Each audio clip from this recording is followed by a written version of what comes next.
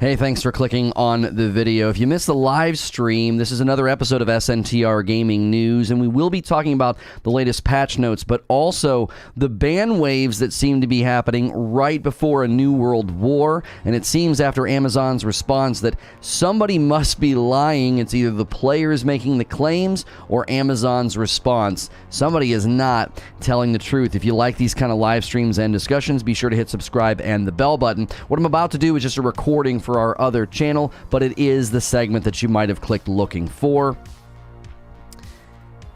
This is an SNTR update. Right now, there's reports of New World ban waves happening right before a war starts, and players are saying this is being used as a way to win those wars and get unfair advantages. If you like these short video game update videos, be sure to hit subscribe and the bell button. That way you don't miss my uploads, or check out SNTR Gaming, where I stream these live. PC Gamer reported that New World players are widely saying that they are being banned for nothing, or that large swatches of their company membership have gotten bans just before a war. Posts across the stream, forums, Reddit, and other media give anecdotes of bans. There's, people claiming, here's one, 50 people in my 100-person company are now banned. Read one Reddit post. We have to give up our hard-fought territory because everyone can press report a couple of times, said the post. Another one said, my company has a war today, and the company we are going to war against reported our top players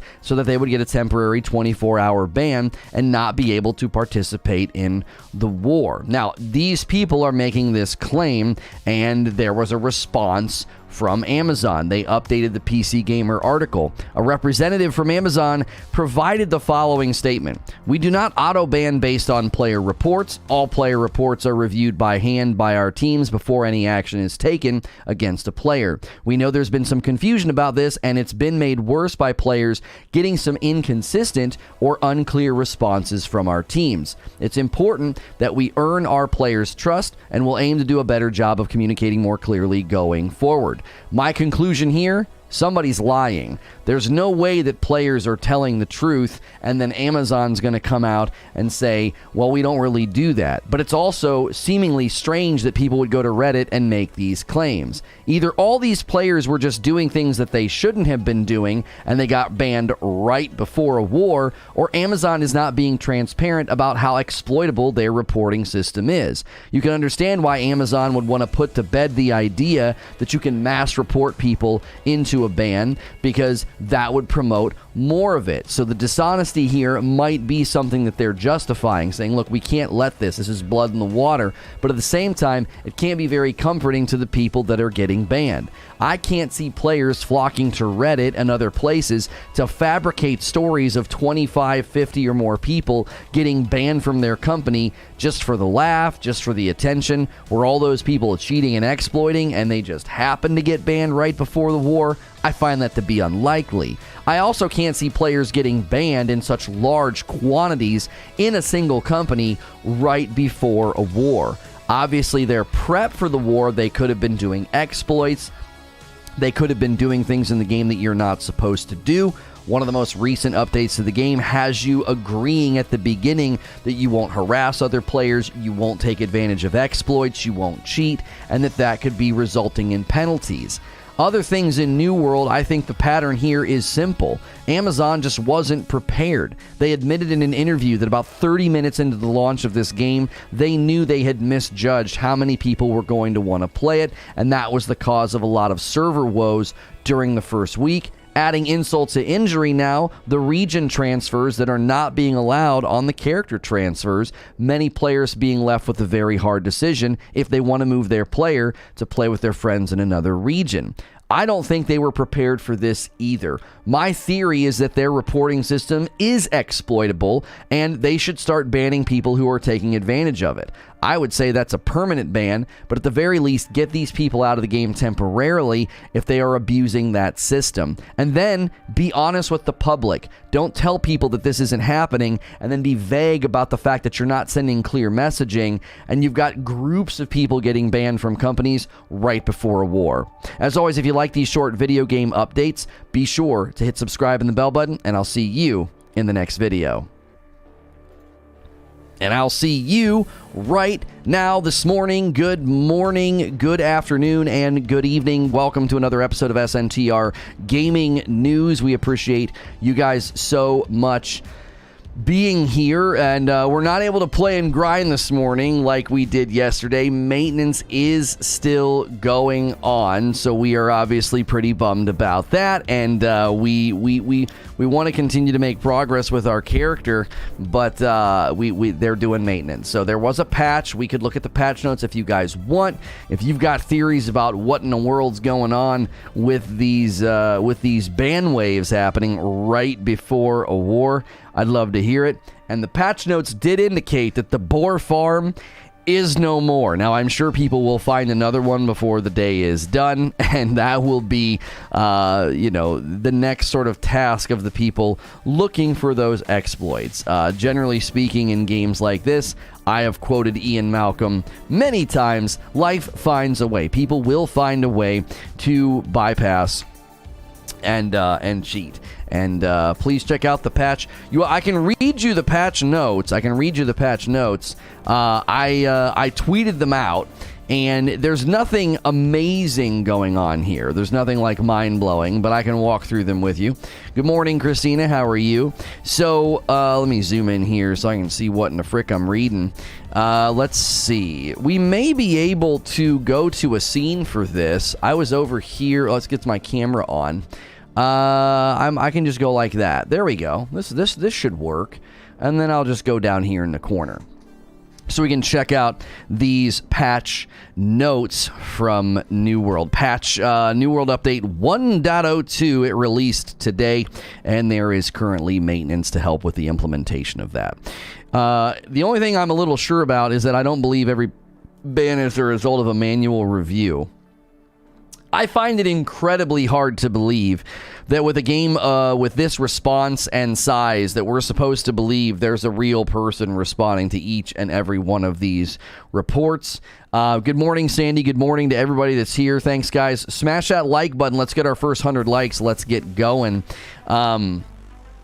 If you want my honest opinion, they probably are looking at them, and they're probably quickly plowing through the reports, which is why folks are getting banned, because they don't have time to actively check each individual one, which means you've got people that are taking advantage of it. Like, you overwhelm the system with reports, and the people that are checking those reports are just going to say, okay, this person got reported by like 30 or 40 people. Boom, hit them with a 24. We don't have time. We don't have time to investigate this, right? Hit them with a 24. Because a lot of people that are getting banned are getting hit with temporary bans. They're not getting hit with perma bans. They're getting hit with temporary bans. So, to me, if I've been gaming and covering gaming for a long time, I would put my chips on the table that Amazon's not being transparent here. They don't want to come out and admit and be like, oh yeah, people are getting banned because of mass reporting. That's blood in the water. People are going to be like, oh, you can just mass report people and they'll get banned. It would increase the instances of this happening. They have to come out and be sort of vague and say that they're going to update our communication to be more clear. That's even in these patch notes that we're about to take a look at. Well, my thought process on that is, okay, I understand why you probably have to do that. Why wouldn't you just say, we're actively looking into this, instead of saying, like, it's not, and it's not happening. Like, that can be very comforting to the people that are getting banned right before a war. Like, well, why'd I get banned for 24 hours? I didn't do anything, right? You're saying it could be 5 hours or 8. Oh, yeah, the maintenance got extended last time, so we could be looking at a similar thing this time as well. Is the game good? I enjoy the game quite a bit. I've enjoyed covering it. I've enjoyed playing it. Just last night when I got like my thumbnails ready for the next day, it just felt good. It was like, I kind of missed this. I missed having a thing that was predictable and kind of reliable. I know there's a lot of people here that can't play. We obviously are hoping that in time they could bring this to console, but it would likely be a next-gen only move if and when they did it. Is there an active cheat company making a cheat for the game? I don't think so. They have easy anti-cheat. Apparently, easy anti-cheat is Apparently, Easy Anti-Cheat was hitting people with some false ones, and they said they looked into that as well. That was a separate thing that was happening, though. That was people getting bopped for weird stuff. Like the one streamer, she like milked a cow and got banned. Like that was a misfire from Easy Anti-Cheat. Yo, George, renewing that membership 5 months. Good morning, afternoon, and evening, my friend. Hope you have a great Wednesday and enjoy the Junkyard Sim. Oh, thank you. Junkyard Sim was pretty good. We're continuing to think through like sim games, man. I'm starting to enjoy them, and we don't know where they would square in the content flow, but we enjoy them. Yeah, Takashi, they did the maintenance. I mean, I appreciate them doing patches. It's a bummer that every time they do a patch, they have to do maintenance, because last time the maintenance ran over. There's already a bot farmer harvesting and fishing. Yeah, there are bots. Those would obviously be something that you would be punished for. And there are exploits in the game. They just patched the boar farm. Let's see. New world exploits. Fair game or are they fair game? Are they fair game? I'm going to ask you guys this. Are they fair game? Yes or no? You don't even have to be a player. XP exploits, things that you can find exploit. New world exploits, are they fair game? You find a boss that just keeps spawning. You know, Real King Salty coming back in, getting that blue badge. Thank you guys so much for renewing your memberships. I appreciate it very, very much. If you haven't done a membership here, please consider doing so. It starts at $5 a month. If you have one, you could consider upgrading. We need those member numbers to continue to go up as we rebuild over here. Don't forget about coffee orders. You can get those in. We haven't had coffee orders in a couple of days. I know people are waiting for the Frickmas blend, but if you've never tried Rageous Roast, I would start there. Light and dark. A lot of people buy one bag of each. Use that coffee command. Spider-Man shirt comes from 80s Tees, and the displates back there change pretty much every day. So you can use the shirt command, displate command, coffee command, or the join command. Those are all ways to support the stream directly. If you're lurking, listening, and enjoying the show, always remember to come in and say good morning and hit the like button. That is very, very helpful. Even if you're a lurker, you just come in and say good morning, lurking, and then smash that like button. We appreciate all the various ways that you guys support the channel. Exploits should be fair game. It's on the devs to fix, but Takashi says, no, this game has PvP. That is something that I think people have to consider. When you use an exploit to level your character faster, you are in a game with PvP where leveling advantages are active. And I, for one, the other night when we flagged for PvP, we did nothing but run into max level 60 characters. It's hard to believe that every single max level 60 character right now did not use exploits to get there. I'm not saying every single one, right? I'm not saying every single one, but there are some that probably did, a good chunk of them, right? A $6, I don't know, no, that's a $2 tip from a Beast Bin Senin, says, show your t-shirt with actual standing and move mic. You always make me do this. This is a good shirt, though, so it's worth it, right? I do feel like you should, if you want to show, if you want me to stand up and move around, you got to pay me a little bit better, you know what I mean? I'm not a cheap date, okay? All right? Leveling makes it a big problem for exploits.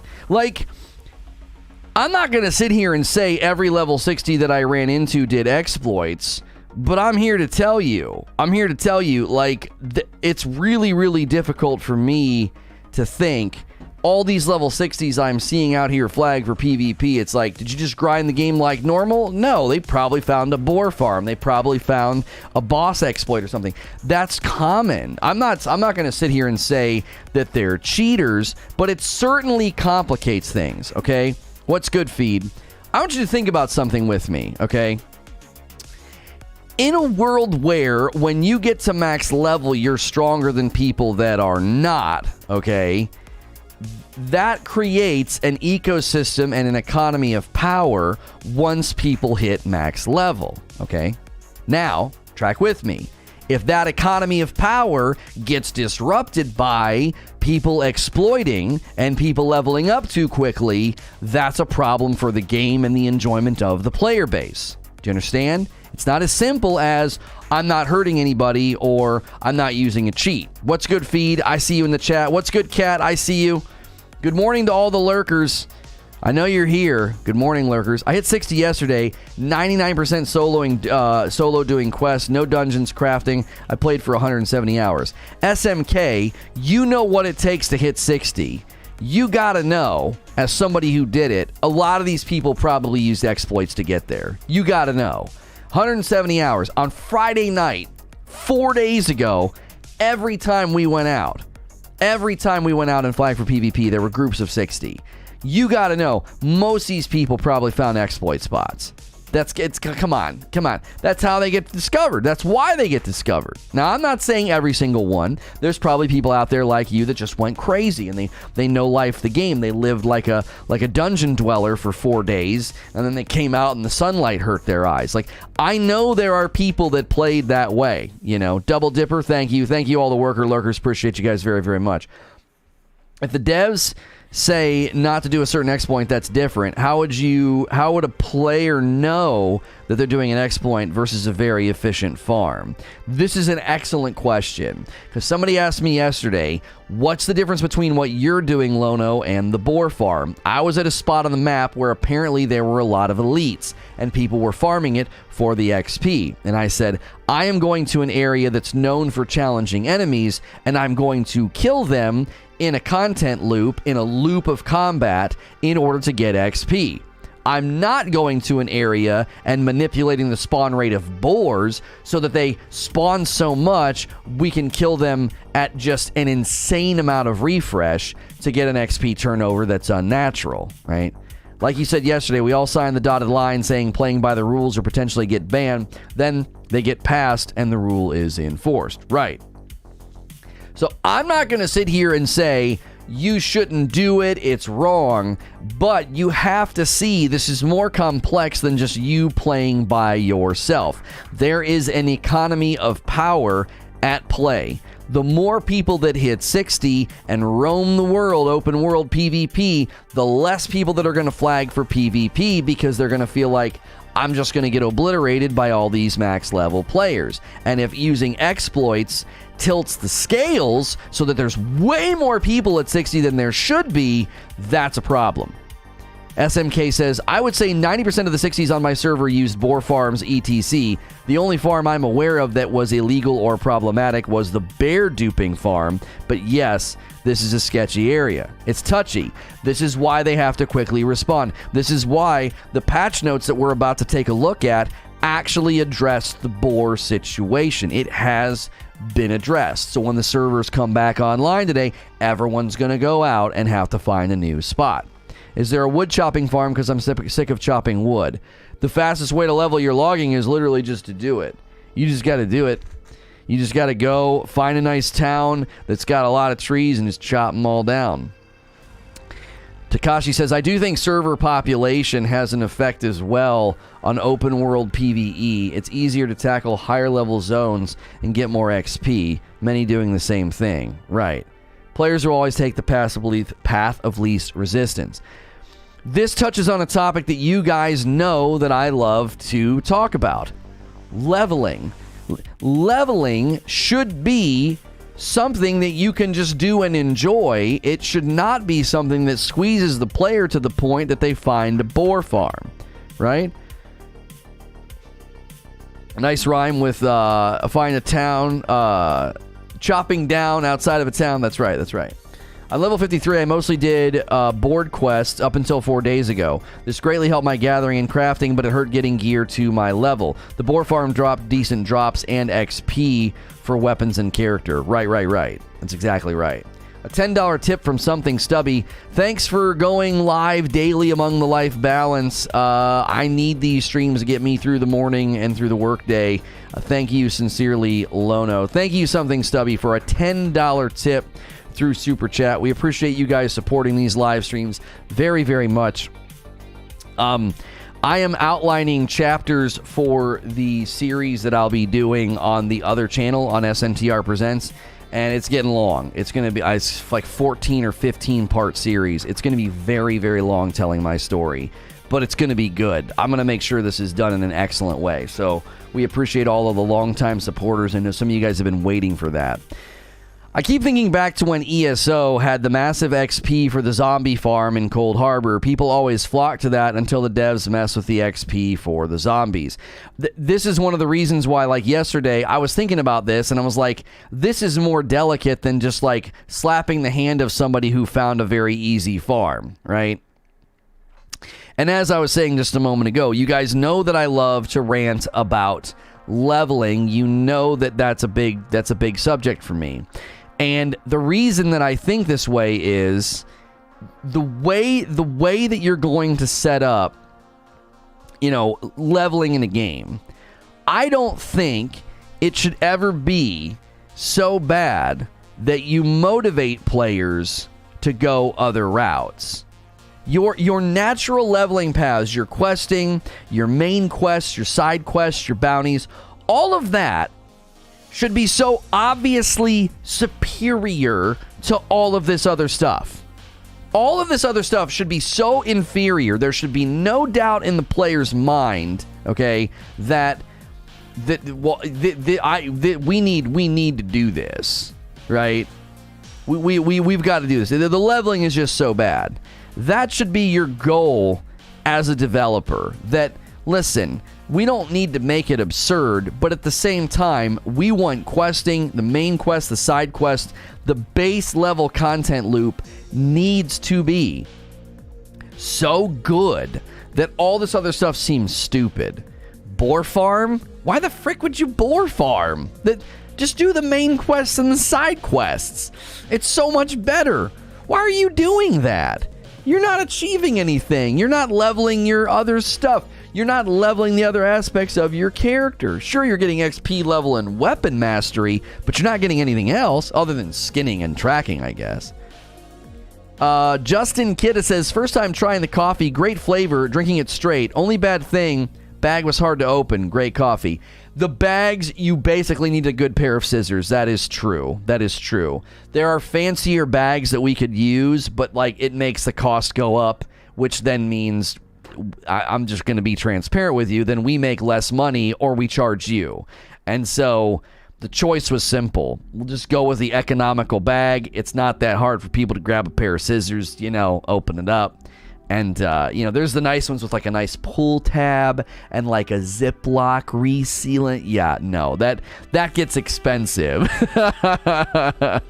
That gets expensive. There's all sorts of fancy things we could do. We could print the label right on the bag, like all this stuff. But it can tend to hurt what we make, which would in turn mean we'd have to raise prices, which I don't want to do. I think it's in a nice, sweet spot. The Frickmas blend will be a little bit more, and so will the Select when we launch the Select flavor, but the base level flavors, I like where they land right now. So, 1,000 yen for my man Takashi. Been loving your coverage of New World. It's a bummer the peeps on console can't partake yet, hopefully. I'll be honest, if this game comes to console, it's going to be next-gen only. It will be next-gen only. I don't think they could get it to work on the old consoles. It'd be a Cyberpunk situation, in my opinion. So thank you again for the tip, my friend.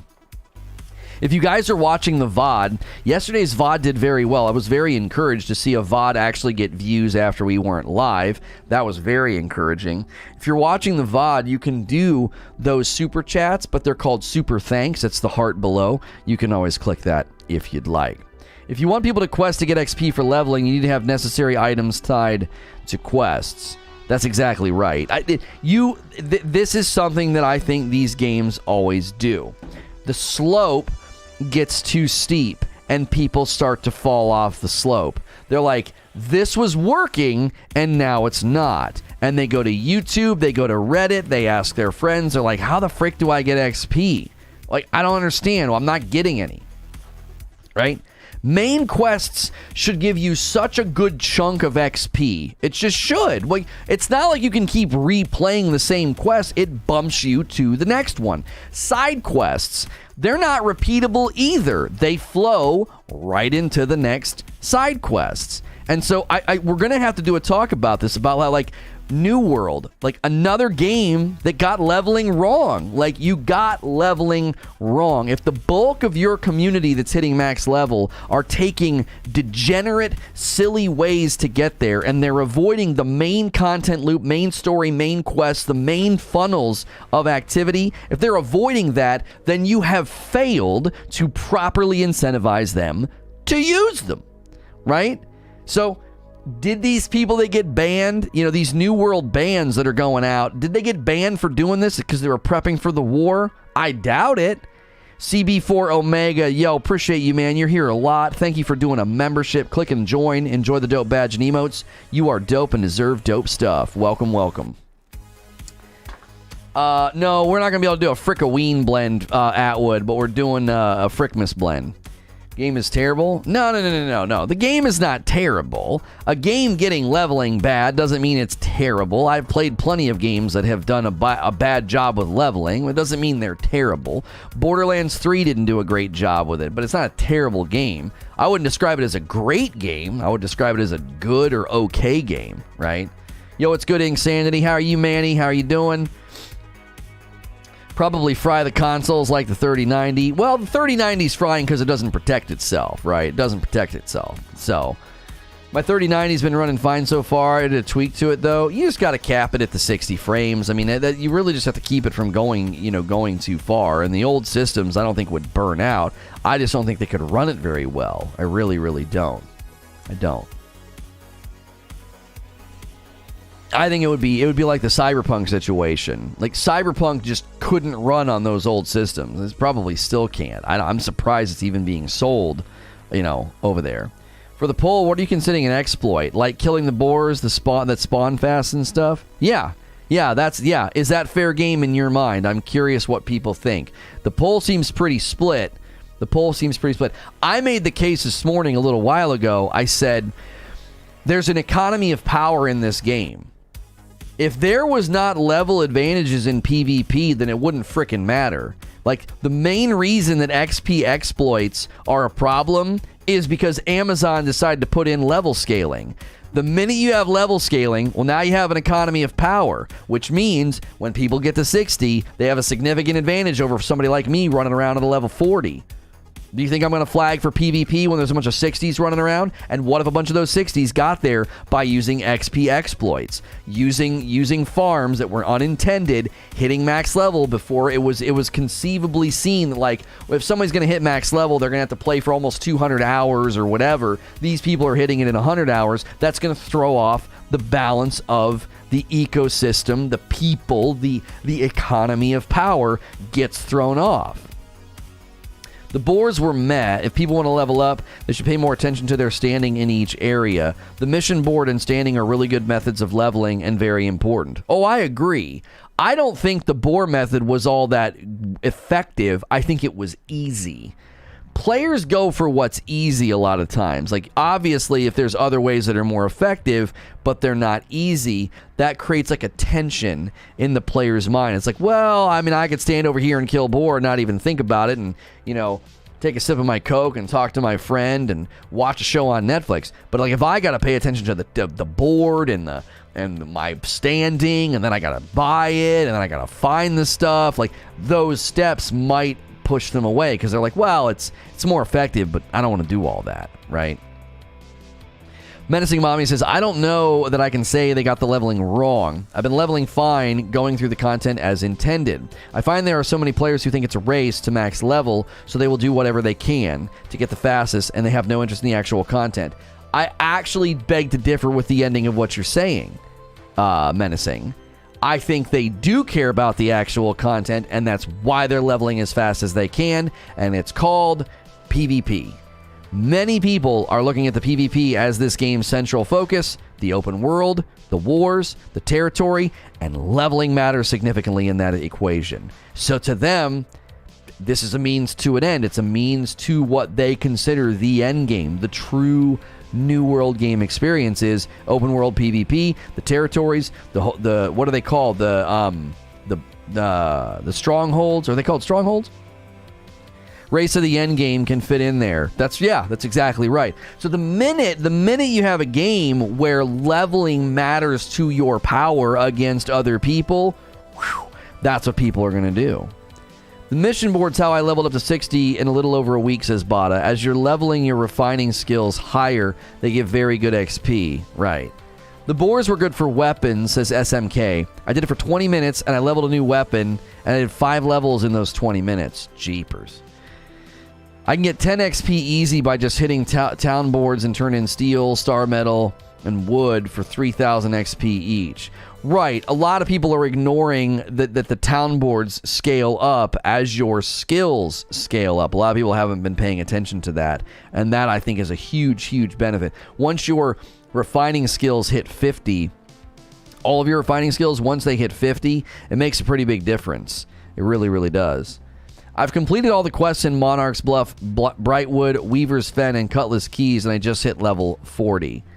Yeah, if you're only doing quests and side quests, you're going to hit a wall. You're going to hit a wall. And there are ways to speed that up that help. Some of what people are saying, some of what people are saying about the town board is surely an option. You can do the town board. You can, if you have lots of Azoth and coin, you can gold. You can take advantage of that as well. You can say, hey, I'm gonna go from town to town to town, and we're gonna just focus on this. That certainly can help. I didn't know that about the town boards. Time to turn in some local reputation standing. Yes, if you go in and level up your leatherworking to 50 or higher, the town board gives you stuff for that's going to be better than what it was before, right? I'm level 47. I've enjoyed it the entire way. I've enjoyed my experience, Jimiford. What's good, Demetrius? I have enjoyed my experience, Jimiford. Don't get me wrong.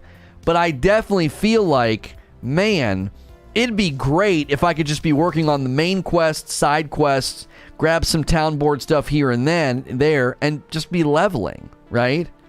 Yeah, it would be nice if the slowdown wasn't so extreme. Welcome to this new area. This area is 35 to 40. You're level 40. You can use this area to level. Like if you're doing the quests, the side quests, whatever, you're just sort of leveling, right? Would the town board farming be a type of exploit? No, you're using something as it's intended to be used. You're leveling it, engaging with it, and that's leveling you up. Going to an area, here's what people don't understand. Do you want to know why the boar farm works and why yesterday we went to that one elite area? It didn't seem that effective. I'll tell you why. There's a little secret. This game attempts to spawn enemies in relation to the number of people in an area. This is why when I was in that church the other day and 8 or 9 of us wandered in there, the guy kept respawning. It was an overreaction to the number of people in the area. Some areas seem more sensitive than others. You cluster a bunch of players and then the enemies just keep spawning. It's a safety measure. It's like, there's too many people here. There's not going to be an adequate amount of enemies, whatever, to be killed. Okay? So there's a difference between going to an established route of XP and doing it as good as possible, right? Love from Shivani Gaming. Thank you. There's a big difference between that. Like you're going to interact with the board. You're going to grab this. You're going to grab that. You're maximizing your earn rate. That's not the same as going to an area on the map with a ton of people and messing up spawn rates so you can kill enemies faster than intended. That's the real difference, right? Here's the thing. I don't think a boar farm where the devs forgot to increase the spawn time rises to the level of bannable offense. Imagine if you got banned for participating in a loot cave. It would be insane, and it would hurt the game standing with the players. Now, if there's an exploit that lets you skip the beginning of an expedition where you can skip to the end of the boss room, well, that's the game-breaking exploit, so I would definitely see someone being banned. The issue here, and the reason I'm going to push back on what you're saying, T-Bone, is that it is a PvP game and leveling advantages are in place. So people using exploits to level up faster, from where I sit, that is breaking the game. You are damaging the player power economy. You're getting to 60 and you don't deserve it. You're getting 60 before it was intended to be achieved based on hours put in. They run simulations and they say leveling advantages should be okay. People should naturally do this, flow here, end up here, go there. But when you end up with more people at level 60 than you should have right now, they start to do degenerate things. They're there too early. There's not as many people around in their areas. So what do? They filter back to the other areas and they grief. They make it impossible for people to flag for PvP in the lower level areas because there's level 60s everywhere. The saturation of level 60s being too high could be very bad for a server because you're like, well, I can't, everywhere I go, there's level 60s. They weren't supposed to be level 60 yet, and they are. That's the problem. If there was no level advantage, who the frick cares? You want to get all the way to 60? You want to burn your character all the way to 60? You go right ahead. But the minute you add level advantages, it completely changes the conversation in my mind. It's like, no, hang on a minute. You're going to mess up the ecosystem. The player-based power ecosystem is going to get thrown into an upheaval of topsy-turvy. Like, why is everybody racing to 60? Well, because you get an advantage. You're stronger in the war. You're stronger in the open world. You know, nobody does level 20 dungeons. It's bad, period. Yeah, everybody's just moving to that part of the game and just roaming around. Once they've established rules for exploiting, which they have, and they clearly define specific activities as exploiting, it's fair game to punish appropriately. Right, once it's been established, right, and you've agreed to not do it. That's right. You probably hit on this in another stream, but thoughts on the expanded data mined map? I haven't heard much about it. I've heard that it looks promising. I've heard there's cool weapons coming. I've not commentated on much of that because I haven't looked at a lot of it. I got banned for 3 days in Anthem for some super exploit I didn't even use, but someone in the group did. They really, really overreacted. They did. Now, the guy that was streaming it and then deleted his VOD and then he lied to the community about how he claimed he did it for, 20 minutes. He was on someone else's VOD that didn't get deleted, and they did it for 6 hours. They did the exploit for 6 hours. He just lied to the public. He lied to his community. And I think they should have all got warnings. I didn't agree with the developer auto-banning people for doing it. Give them a warning first. I always think you should warn first. If they're not cheating, if they're not harming the experience of another player, they just found some exploit, you just warn them first. Hey, knock that off. If you're found doing it again, we're going to issue a temporary ban, right? We don't want people doing that. So I didn't agree with how they handled it, but I also don't agree with lying to your community and lying to the public and deleting evidence, right? Like that didn't sit well with me. It never did. It always felt like, just face it. Be like, you know what? We were doing something. We kind of knew we shouldn't have been doing it, and and they banned us. It's a bit of an overreaction, but have integrity to be like, I did this, I did this thing. It's not that hard. No one would have torched you or your career for being like, you did a super exploit in a game. Like, who gives a frick? Just own it, Don't be, if your instinct is to hide, like, I don't know. And in any case, in a game like this, once they let you know that they don't want you doing it, why do it? You can't surprise Pikachu face when you get your hand slapped after you've been told to stop, Don't go and do that. And there's a consequence. Temporary ban, right? That's what I was saying before. With PvP in the game, players feel forced to optimize the fun out of the game in order to keep up with all of the level 60s.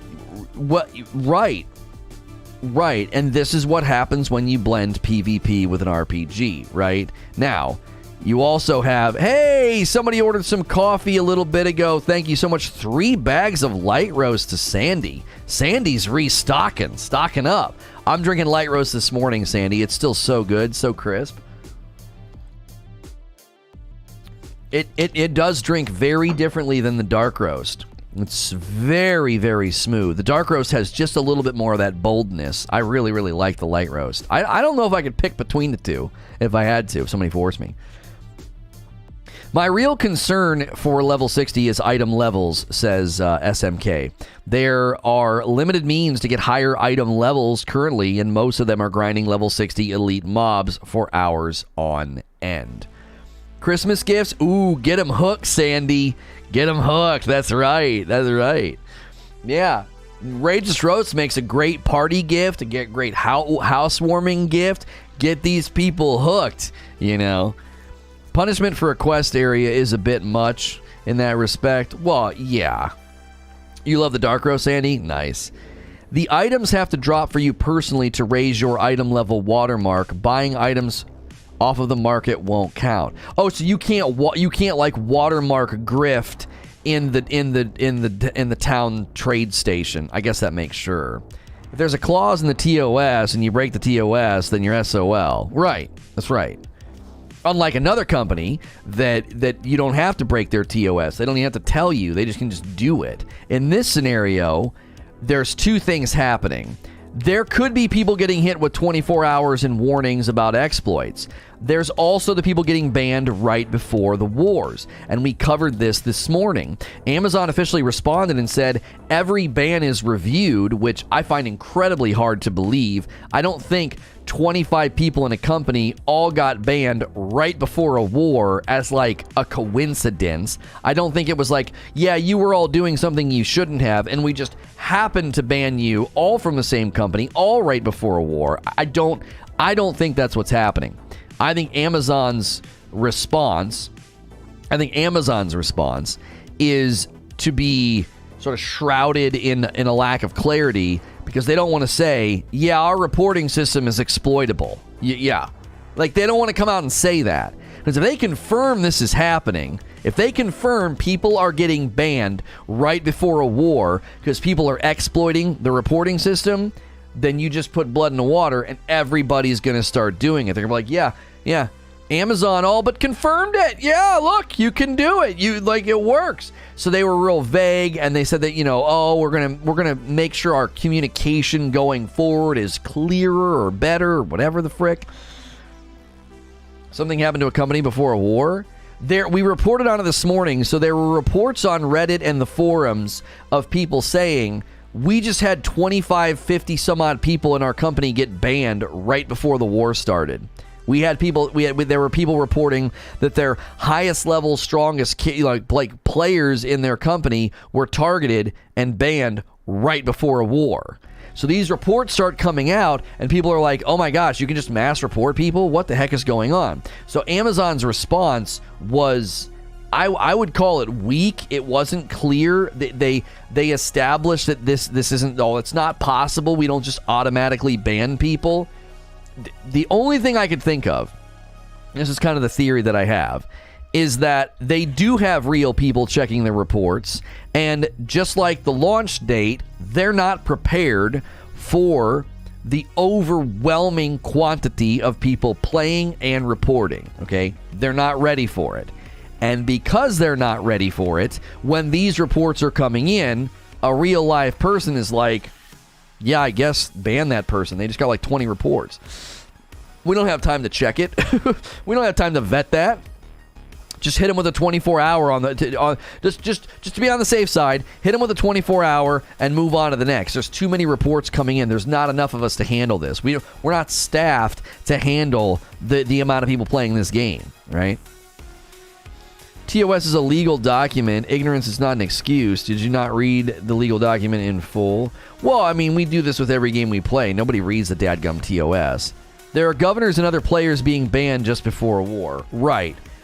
I find it incredibly hard to believe that people were legitimately breaking the rules, doing things they shouldn't have been doing, got reported, and then got banned right before a war in large quantities from specific companies. Like, I just don't. I don't buy it. Everyone treats TOS the same way, except for blatant cheaters. Running other programs to give an advantage is banned, but if the game is made badly, that's not the player's responsibility. Say the enemy spawned too quick, we best not kill it. Well, it's not about that, though, Ferryman. It's not about that.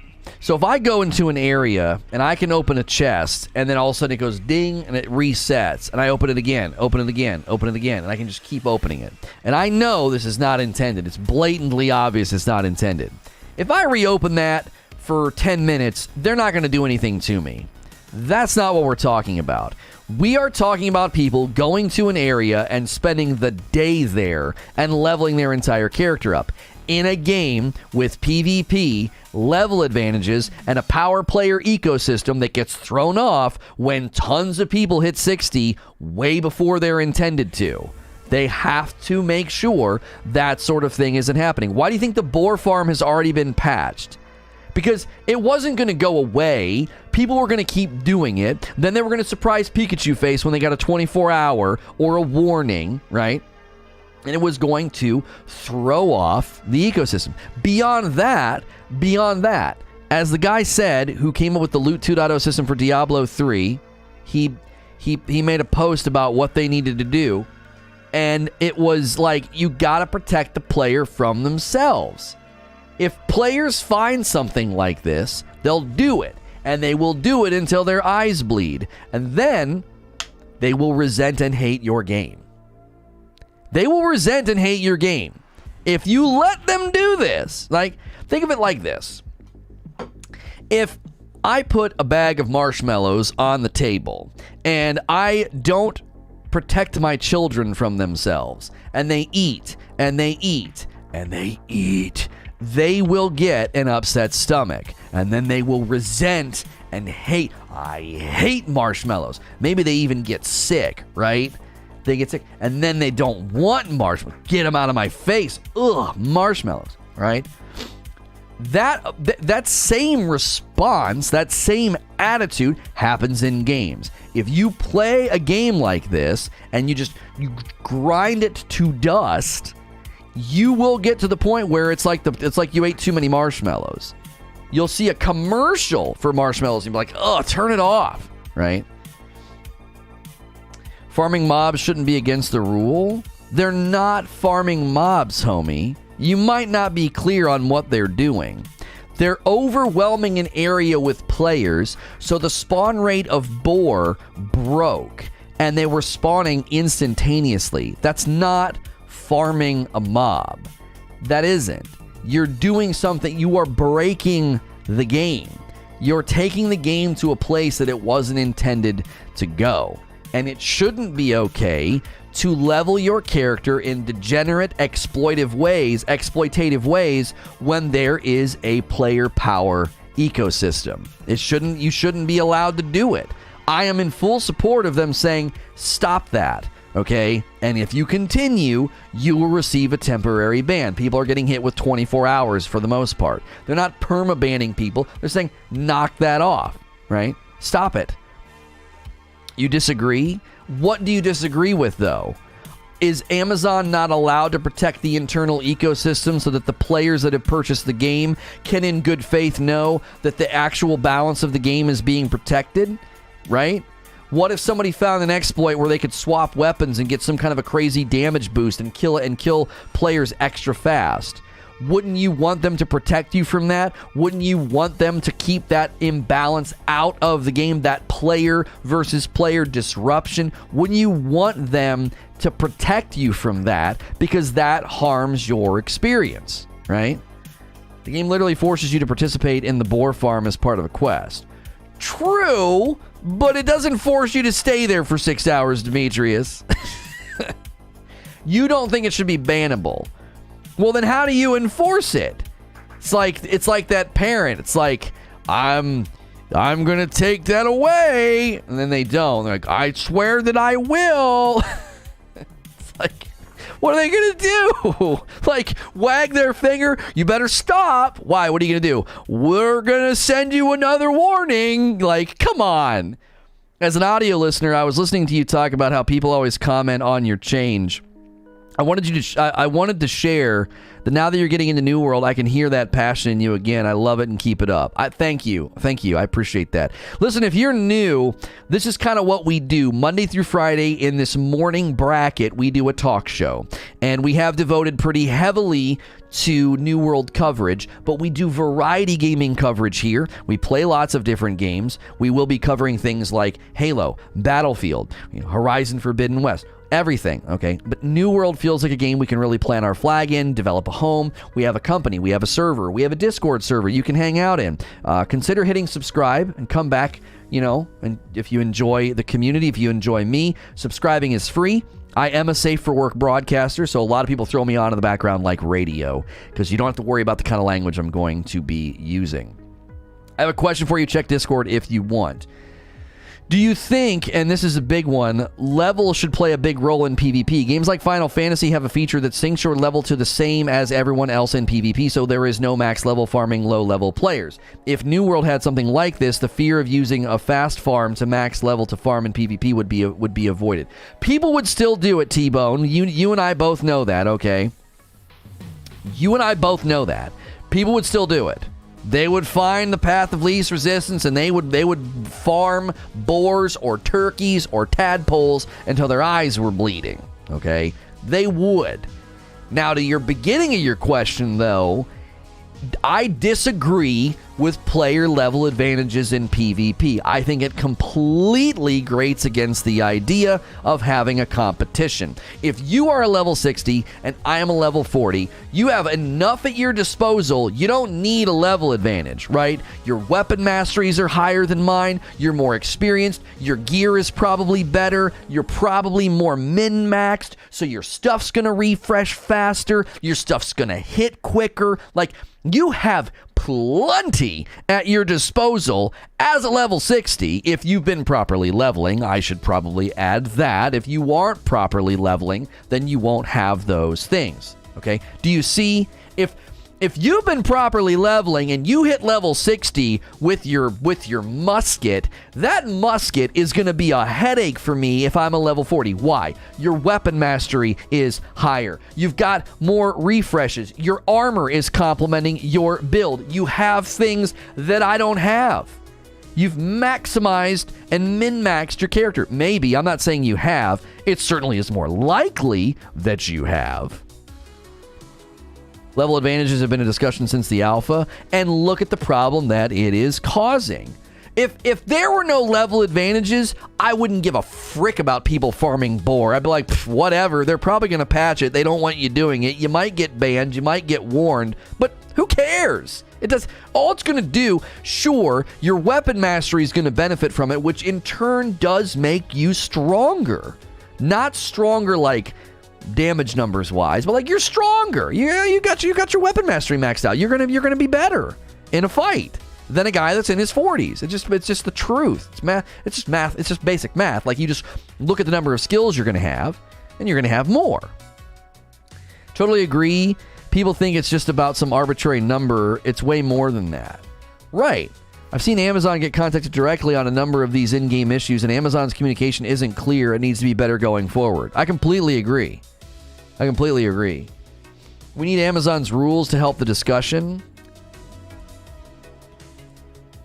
Have they defined an exploit somewhere? That's your question, isn't it, Robert? I saw you say that a little bit ago. That is likely somewhere, I would think. Do they outline it? Does the grocery store care if you take an extra free sample from the table? No. But if you take the whole table, you're getting kicked out. That's right. It's all about the extreme the extreme instances, right? It's getting cold and I'm not enjoying it. My office is enjoying it. Holy moly. I actually like when the temperature drops a little bit. I can see both sides of the argument, says Surge. I got to think, and I have to play devil's advocate on both sides because there's solid arguments on both. This is why I love this community and I love having these types of discussions, because this is more complex than, like, imagine playing Diablo 3. Let's say when Diablo 4 comes out, there is some world boss in a cave that you can farm and you level at just a stupid rate, okay? I don't care if you do that. That doesn't bother me. I would be like, whatever. Like, I said this the other day. In some games, my attitude is, if somebody wants to go and do that, then just, who cares? Let them. Let them ruin their experience. I had friends do that in Borderlands 2. They used hacked guns. I said, don't do it. It'll ruin your experience. I don't want any of those hacked guns. And they were like, oh, whatever. And a week later, this guy's like, dude, you're right. I don't even want to play anymore. It just isn't fun. The entire reason to play is gone now. None of the weapons dropping matter. So, like, what am I actually doing? I'm just playing a very basic, RPG shooter. None of the loot matters. It ruined their experience. So, in some games, I take that attitude. I'm like, who the frick cares? Stop trying to babysit the dadgum player. But when you have level advantages and you have PvP, and the PvP is a central piece of the game, you're in a completely different category, and the discussion changes. The discussion changes dramatically when you have that equation, and it's not just somebody playing by themselves. DCruC says, completely disagree. A person who had to grind to level 60 should have a level advantage because they earned it more than somebody who casually plays. A casual 40 can fight against another level 40. But I don't think you're addressing the issue, okay? Flagging for PvP is better for XP, it's better for faction missions, and when you have people that are level 60 that exploited their way to get there, roaming the area, it throws off the player power ecosystem. It gets thrown off. There's a dissonance there. There's so many level 60s now. I was like, whoa, what the frick are we going to do? I'm not going to flag for PvP. There was one guy at level 60. We had a group of 10 in the 30s and 40s, and we couldn't kill him. He just ran around and messed with us, and finally he fouled us and killed Abe, and then we mobbed him and killed him because he couldn't get away. He kind of got stuck on the bridge. Like, what? One level 60 could do that, and then we ran into 2 or 3 of them, and it was over. It was like, oh my gosh, they're way too strong. They literally can't be killed. The advantage is the gap is too large, right? Amazon's Games Code of Conduct. Thank you, Real King Salty, for finding this. It says, do not exploit bugs or other unintended uses of game features. It says, do not cheat, bot hack, or use other software or services to give unfair advantage. For example, unattended gameplay or game modifications. Do not engage in real money trading of in-game items and in-game currencies. We reserve the right to determine what constitutes unfair play and take corrective action we deem appropriate. So they're saying, like, they reserve the right to say, boar farm's an exploit. Going to an area with lots of elites is not an exploit. Like, they're going to determine that, right? Did your son get the mullet? No, he did not. He has such beautiful hair. It would have been such a tragedy. He is oh my gosh, he is a stud. I'm going to have to very much teach him how to be a gentleman, because he's going to break friggin' hearts, man. I'm telling you what. He is a very good-looking young man already, and his hair is gorgeous. And I was like, you give him a frickin' mullet, I'm going to be so mad. No, they shaved it underneath and gave him like a lightning bolt. So, we have players who've been playing since the alpha and have literally thousands of hours of experience who are intimately aware of the game mechanics and the exploits. Many of these bugs are from the beta. Eugene says it's not about the level advantage inherently. It's about 2 players who have played a similar amount of hours and one of them being significantly higher because they exploited XP farms. That is a better way of phrasing it. Thank you. If we've both played for 100 hours and you XP farmed an exploit, you don't deserve an advantage in the game. You freaking kidding me? What are you talking about, right? Demetrius says, to be fair, Lono, I don't think that there are any exploits in a game that allow people to gain more than 2 to 3 character levels and 100 skinning levels. I don't know, dude. I was watching the video and he calculated the math and he calculated the XP. Seemed like it was pretty efficient. It seemed like it was pretty efficient for low effort. I don't know. Fun in PvP comes from fairness, in my opinion. Skill gap feels fair, level advantages don't. I have always said the spirit of player versus player runs aground. I think the ship runs aground when you start handing out benefits or power advantages because someone has played more. I just think the whole thing runs aground. It's like, wait a minute. If someone's 60 and someone's 40, the level 60 should have higher weapon mastery, better gear, they should be more min-maxed, they should already be, quote-unquote, stronger. They just should be. If that's the way the game works. They're already stronger. Why are you giving them a damage advantage? What? They don't need it. They shouldn't need it. Let me flip the table around and say this. If you grinded all the way to level 60, you shouldn't need a level advantage over a 40. And if you do, you suck. And I mean that. And I want it to hurt your feelings. I'm kidding. But seriously, if you spent all the time to grind to 60, you don't need a level advantage over a 40. You freaking kidding me? I'm 40 right now. Got a pretty good spear build. Got a pretty good spear. I don't need a level advantage over a level 20. I'd make light work of him. I have so many things at my disposal because of my gear and my weapon mastery, and he doesn't have any of it. Why? He's half my level. He's half my level. I'm already, on paper, stronger than him. So what the frick? I don't need a power advantage over this guy. I don't need to take less damage from him and do more damage to him. I shouldn't need that. If you need that, I'm sorry. That sounds like you're asking for a crutch. That sounds like you want to farm people because you're not good. Like, that doesn't seem like a true competitor. A true competitor isn't going to ask for an advantage. Have you ever met anybody that's like, I really want to go out there and run to the Olympics? I do. I think I'm faster. I think I'm better. And do you have any advantages you could give me? Could you put me like 10 yards ahead of other people? No!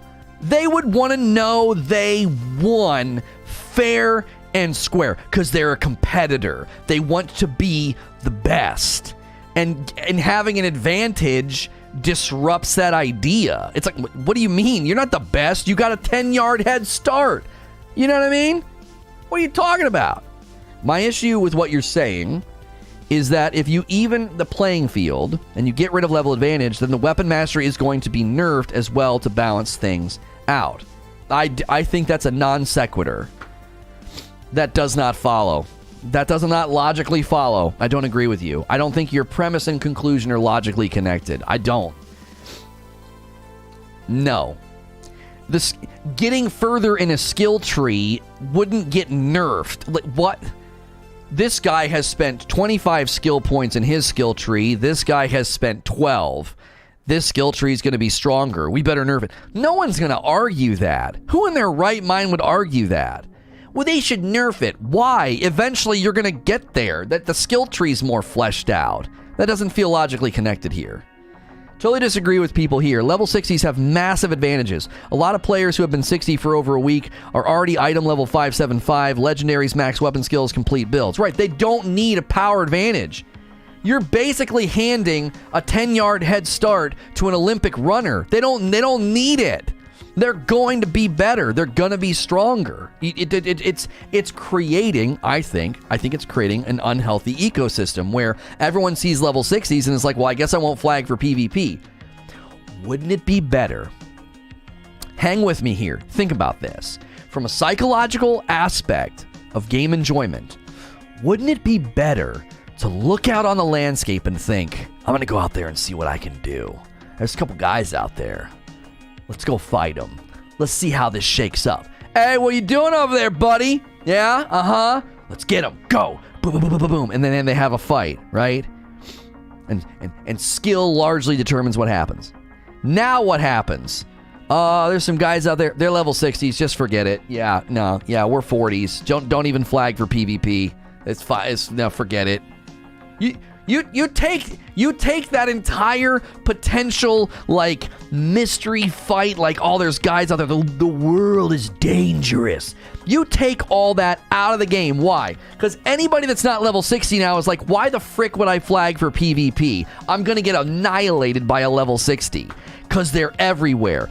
Every time I see someone flag for PvP, 60, 60, 60, 60, 60. So what do? I'm not going to flag for PvP. You freaking kidding me? They're just going to hit me twice and I'll be dead. They're going to farm my face. There's nothing I can do. You're acting like open world PvPers want to fight. They want to dominate. Well, but that's part of the game, Ashen. If I'm in your territory and I'm flagged for PvP, I'm probably doing PvP missions and that affects the territory, which then allows us to declare war. So you have a vested interest in stopping anybody who's flagged for PvP in your area. It's not a bad player tension, okay? But the difficulty now is you get to an area, and let's say you want to do that. You want to flag for PvP, and you want to work on those PvP missions to start to get ready to declare war. You're not going to do that if there's level 60s everywhere. It's throwing off the player power ecosystem. It's throwing it off. No, like, you're not going to take a crack. The rich are already richer, and they're going to keep getting richer, and they're just going to step on everybody else. I'm telling you right now, this is not a player engagement longevity equation. It's got weak points in it. You got to trust me on this. I told people what was going to happen with the wars, and it's happening. People are getting left out. They're getting angry. Servers are getting overrun by one color, and people want to leave that server. I told you guys that was going to happen. I was told that would never happen. I was told that was an equation that would never happen. Nobody's going to get left out of every single war and feel like they can't get in. Really? Have you read any of the Have you read any of the articles? Have you read any of the forums or Reddit? It's happening right now. I don't think this is a good equation for longevity. I think people are going to feel like, what the frick are we supposed to do? Everyone's level 60. I can't turn the tide because I'm not level 60. This is why protecting against XP exploits is so important, because it disrupts the player power ecosystem. Problem is that the level 60s are the most vocal group, and they complain that their time investment into leveling doesn't have any value in PvP. I should be stronger since I play more. What the frick? No, that doesn't. I just never understand that argument. I 100% agreed with you on the war thing. The same thing happened in World of Warcraft and Guild Wars 2. The same thing happened to Warhammer, TBH. D-Crusade says, skill trees and weapon mastery generates additional damage output to those weapons that you are wanting balanced out. I'm not sure how that does not make any sense from my side. No. D-Crew, the way that it works, right? The way that it works is you basically set everybody at a level, okay? So if I'm level 40 and you're level 60... what they would do is they would say, this is the PvP level. So your skill tree and damage output would get interpreted by that equation, and so would mine.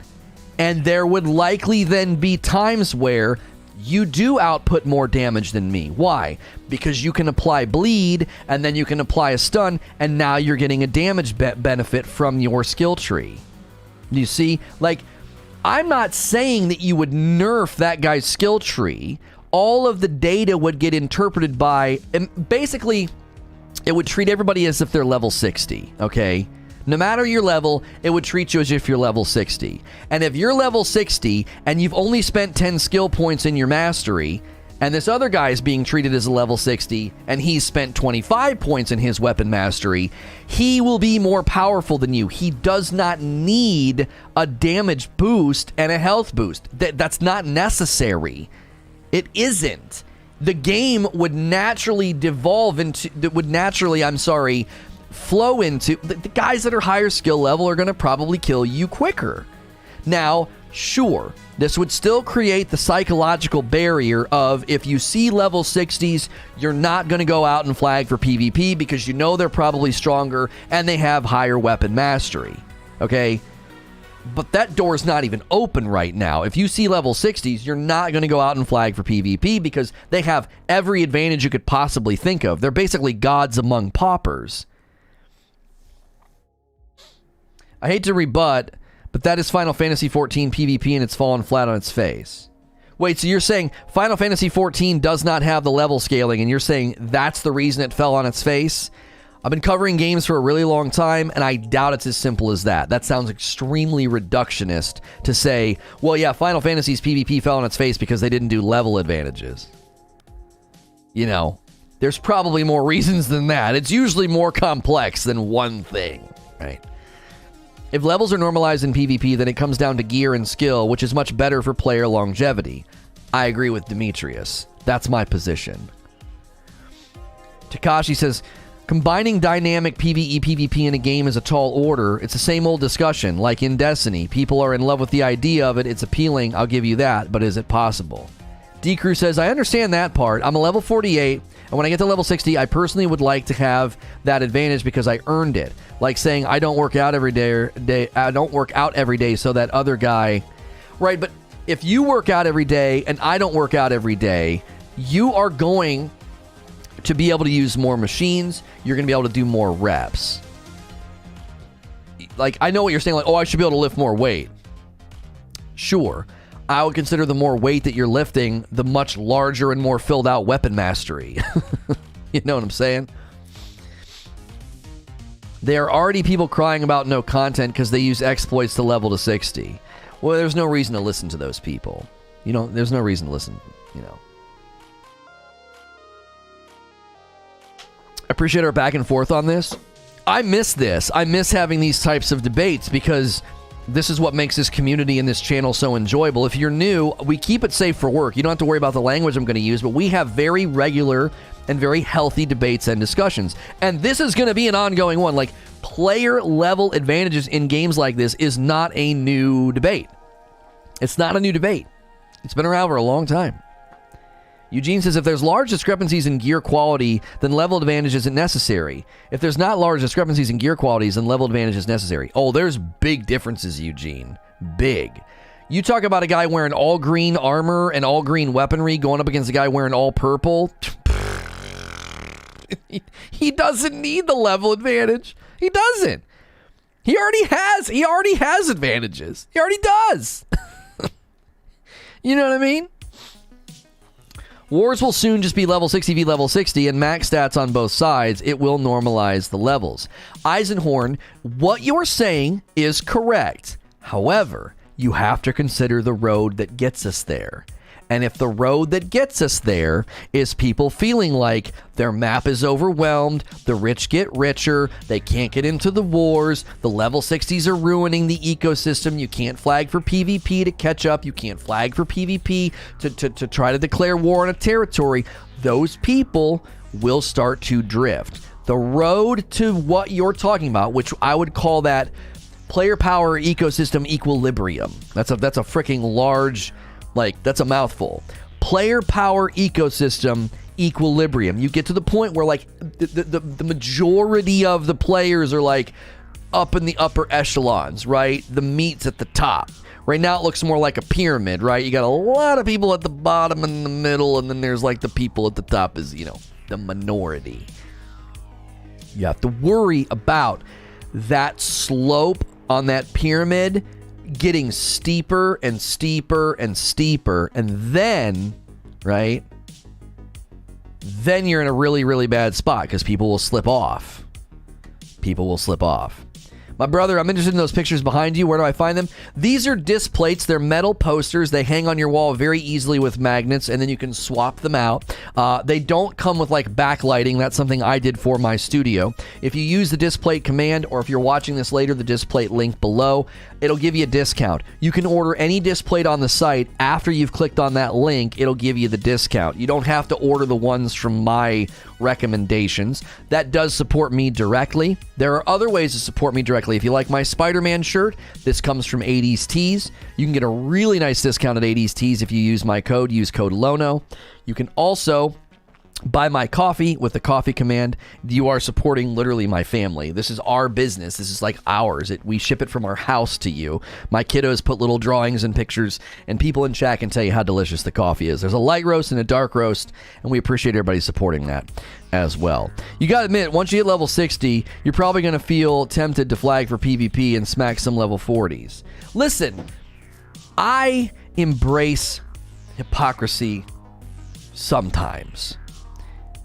And you're right, I probably will do that. There are times, okay? But like Doc Holliday, my hypocrisy only goes so far. I'll do it for like an evening with Hilly, and then I'll stop. Why? Well, it's not nice. It's not very kind. But I will.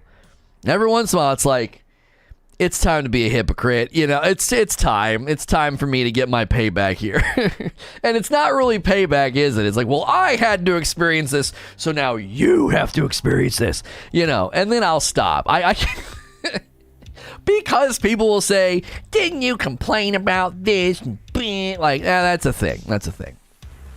Who wants level advantage? If a 60 loses a fight against a 40, they're either bad or tired and misclicked and screwed up. That's what I'm saying. You don't need the level advantage. Why do you need it? You don't. Guys, I gotta say, huge turnout today. Thank you for such a huge turnout. If you're new, you might be here because of the maintenance. You're like trying to find out when the servers are coming back on. I cover New World as well as Play It. I also cover lots of different games. If you like the vibe of what we're doing, it's like a talk show in the mornings. We typically do the gameplay in the afternoons. Be sure to hit subscribe. Set your bell button to all so you don't miss the streams. We greatly appreciate the turnout. Smash that like button too, by the way. Let's set our sights on the 300 milestone. Unfortunately, the toothbrush command still works, but my promotion code doesn't. I guess we're going to have to take that out. I'm not sure what happened. That might have been, I might need a new code. They might have to refresh it or whatever. So smash all the buttons. Take the poll at the top. You know, what do you think about exploits in the game? Are they fair game? Do you think that they should be, you know, just anybody can do them? We really do appreciate this turnout. We're a small channel, but we're scrappy. We've got a really strong turnout virtually every day, and it feels good. It feels really, really good to meet new folks and for people to enjoy what we're doing here. The discussions get lively, and the debates are always enjoyable, and I'm really enjoying this one. Never mind, don't brush your teeth. Yeah. Just delete the command, and you don't have to worry about brushing your teeth. That is not true at all. You should take care of your teeth. What's going on with the SNTR updates channel? I haven't seen an upload in a few days. I don't know. I'm not sure why. Yeah, I don't know. It could be YouTube. He's been having to download them from YouTube, which is why I'm going back to recording them raw for him. Yeah, we've gone 4 days dry over there, which is it's unusual. It's probably because I'm only giving him one a day, and I used to give him 2 to 3. So we've run out. It'll be back on track today? Okay. We used to feed that channel. I mean, I was doing 2 or 3 micros a day over here, and we'll get back to that. When I'm only giving him one topic a day, it probably slows down over the weekend. Because he runs out of videos, because I'm not doing as many, right?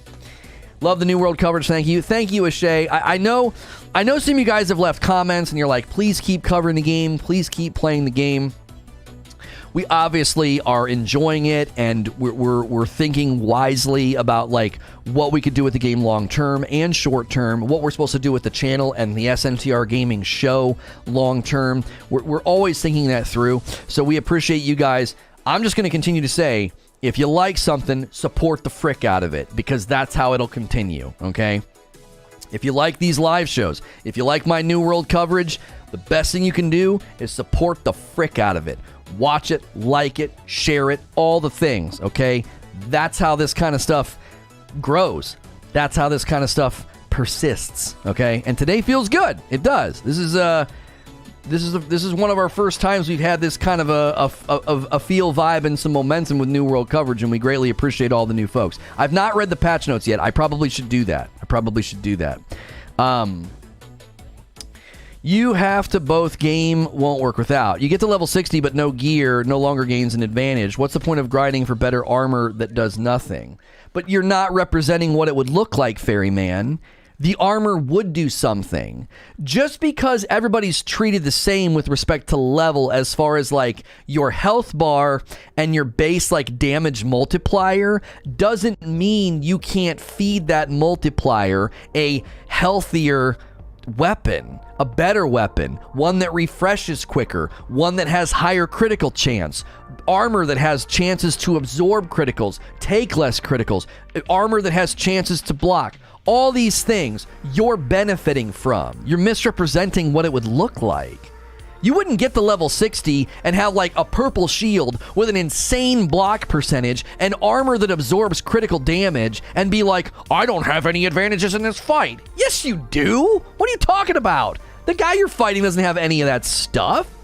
He doesn't have any of that stuff. So his best efforts are going to be mitigated and minimized by your strength in the data, not in some like, yeah, you get to do more damage to him because you're higher level. Like, that's so caveman. I'm not being disrespectful. That's just so caveman, though. It's like, ugh, I'm bigger, I'm stronger. Like, no, it should be more. It should be more complex than that. You're talking about an MMORPG, but we want the most basic level of like power differential. You're a 60, you hit him harder. The frick? No! If you want to be stronger than people, put some thought into your build. It's an MMO, for crying out loud. Min-max. Get some gems. Get some better loot. Get some better armor. Why do you just you just automatically get a damage advantage because you grinded the game until your eyes were bleeding? No. If you want a damage advantage, work for it. Come up with the build. You see? That's my point. You need both advantages. A naked 60 should smash a naked 40. No, that hypothetical is pointless. No. You don't need both. You don't. If I have a higher critical chance, if my critical damage multiplier is higher, if my refresh on my attacks is higher, if my armor has better chances to block, defend, and protect me and keep me alive, I am stronger than you. I am. I don't need a base level damage health multiplier because I'm 60 and you're 40. It's not necessary.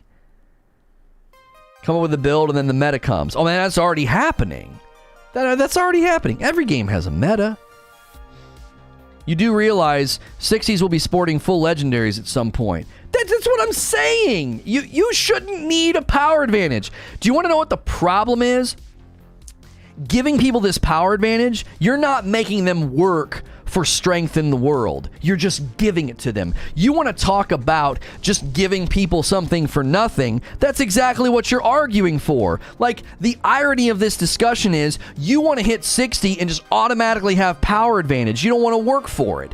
You want to farm boar for 6 hours and then, oh, I'm stronger than people now. You didn't work for it. You didn't farm for it. You didn't build, min-max, any of that for it. You're just brute strength stronger than a 40. That's stupid in an MMO. You should have to work for the strength. You should have to work for it. You're not working for it. Well, you farmed XP? You think that's working for power in an MMO? Working for power in an MMO is grinding for gear and min-maxing. That's how you become an amazing healer. That's how you become a reliable tank. That's how you do better DPS. How? You gonna show up to an LFG and be like, yeah, I'm a healer. Okay, I'm level 60. That's all I need to be, right? No. What the frick? Do you have this? Do you have that gem? You're a tank, right? Do you have this gem? Do you have these weapons? Are you doing this? Are you built and spec'd in this way? No? Get the frick out of here. Oh, I'm level 60, though. Shut up. Like, that's not good enough. Do you see the irony of being like, no, I should get an advantage because I hit 60? No. If you want an advantage in an MMO, work for it. Spec for it. Grind for it. XP is so Neanderthalically basic. It's just, oh, I played a lot. Come on. It's got to be more complex than that. It has to be. If not, the player ecosystem currently, the player power ecosystem right now, I think is on a bad trajectory. It's on a bad trajectory because you know what this kind of behavior does? It replicates itself. It replicates itself. Everyone's going to hit 60 and then just go beat up lower level players and make the lower level areas hell. You think that's good for new player acquisition? You think that's good for new player engagement? You think that's good for player loyalty? Do you? Do you think so? I don't think so. Just me, or does the mic sound super crisp today? Maybe because I'm getting loud. Stonewall Jack. Thank you so much for a membership. If you guys are enjoying the show, consider supporting the show with a membership. They start at $5 a month. You get a badge, you get emotes, you get increased access in our Discord server. If you're looking for people to play with, our Discord server is set up very well for various games, including New World. So welcome, Stonewall Jack. Appreciate that.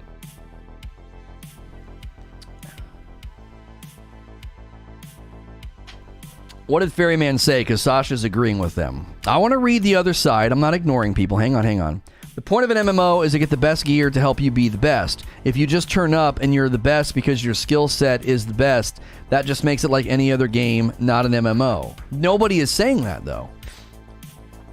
Nobody is saying that. Nobody is saying that you automatically are better. If you spend all your skill points in weapon mastery like a buffoon, you're not going to be stronger.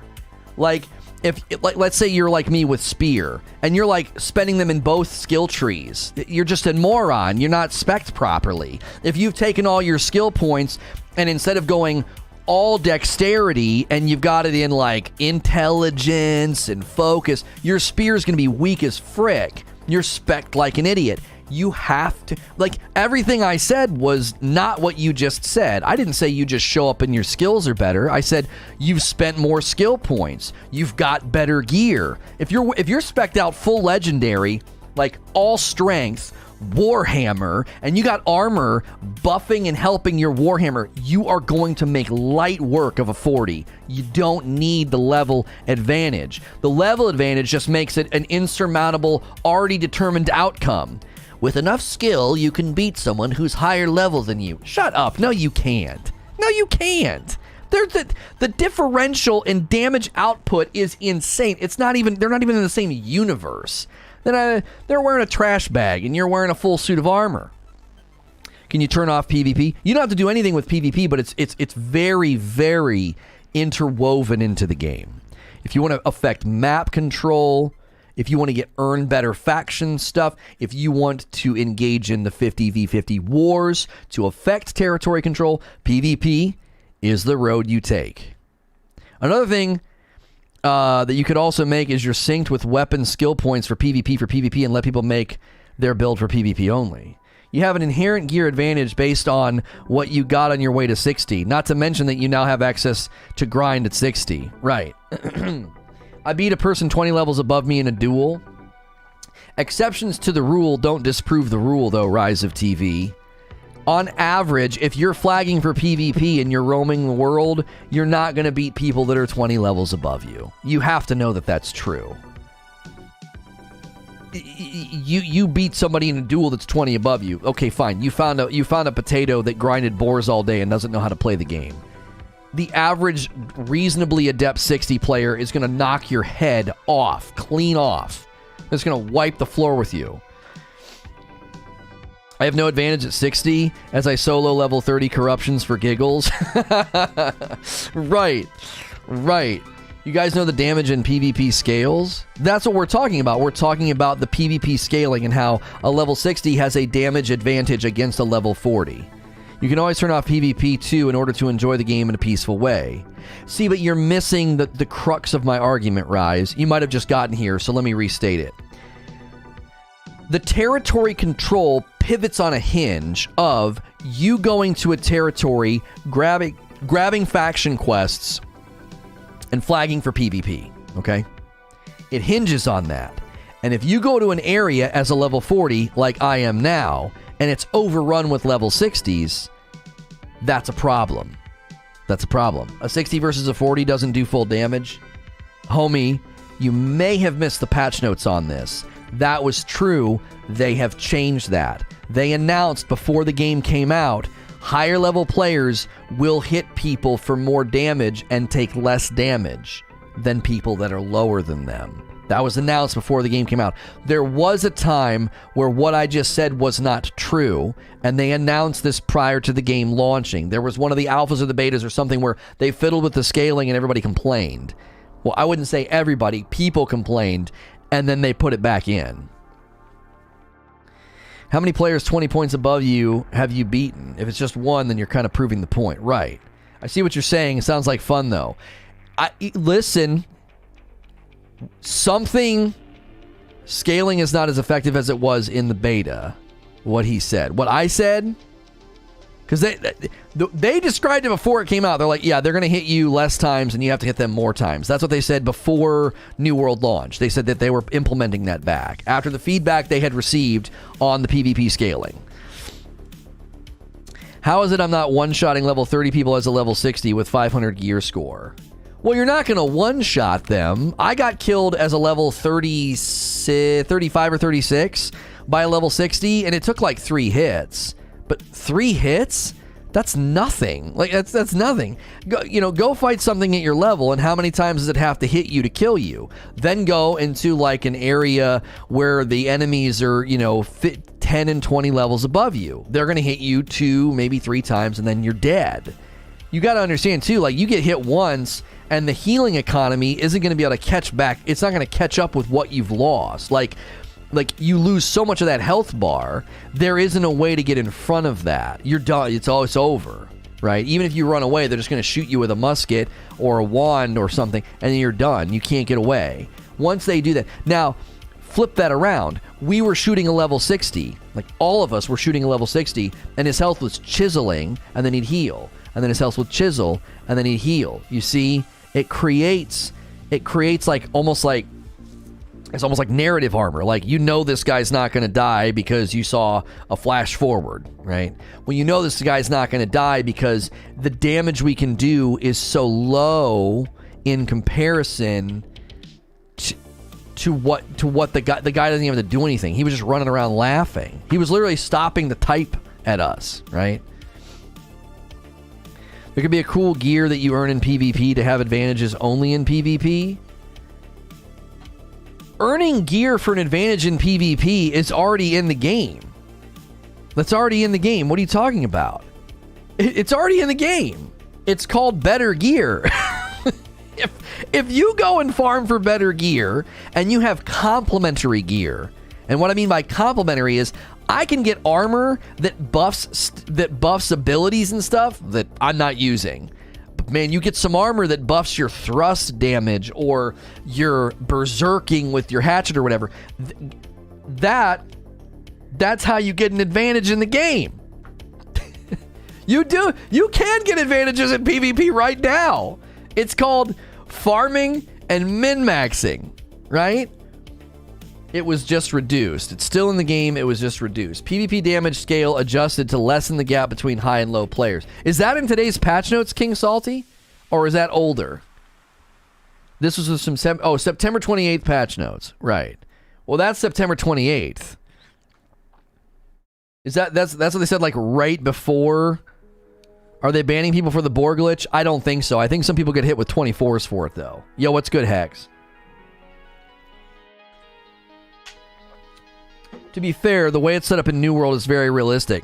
Like in real-life military, mighty trumps. So as a colonizing power, level 60 PvP players are pretty much on track. Isn't PvP in New World meant to be their end game? Surely you shouldn't be thinking about PvP till you hit 60 anyway. No. No. The whole time. Hemulin, no. You might not have played, so maybe you don't know this. The whole time you're playing, flagging for PvP is good. It's helpful. You get more XP. As soon as you get into a faction, the faction missions are significantly better and they pay out a whole lot more when you're flagged for PvP. You have to remember, this game was originally going to be nothing but open world PvP. I would have never touched it. Like, you leave town and people can kill you. It was going to be like that all the time. The PvE elements of this game were not in the original conception of the game. So to be like, oh, well, the end game's only PvP. No, the PvP is interwoven throughout the entire tapestry of the game. You're a console peasant. Okay, well, there you go. Now you know. The history of this game was that it was going to be PvP like all the time. Like all the time.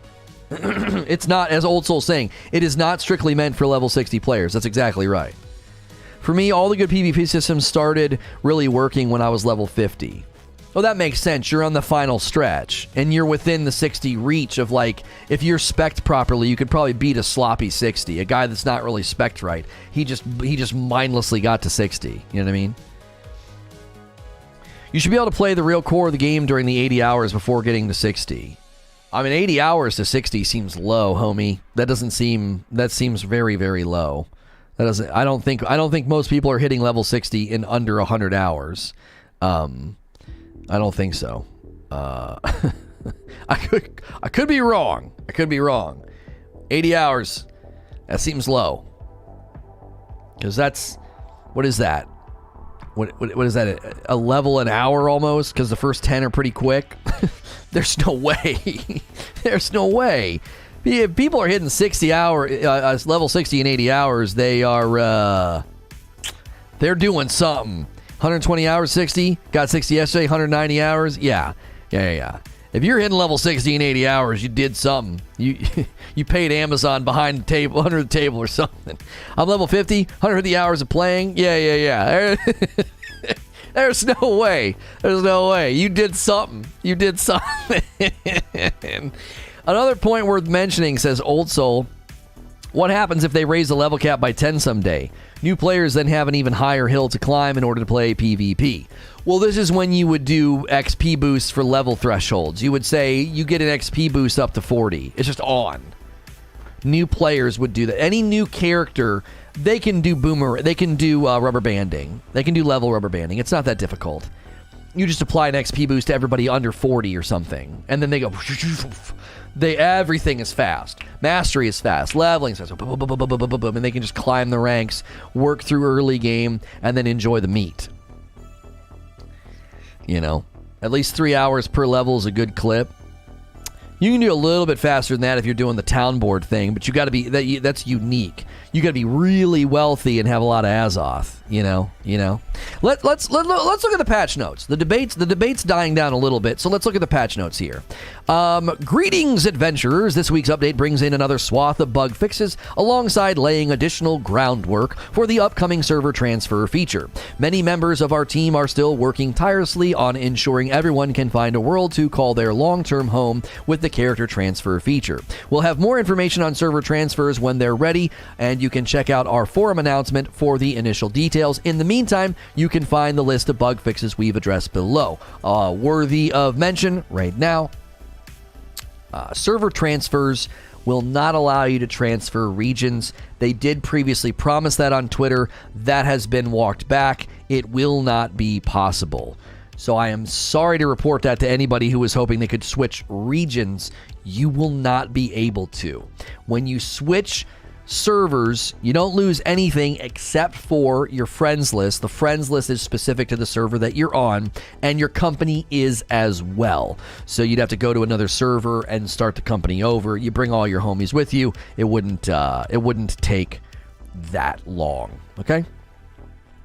Faction missions.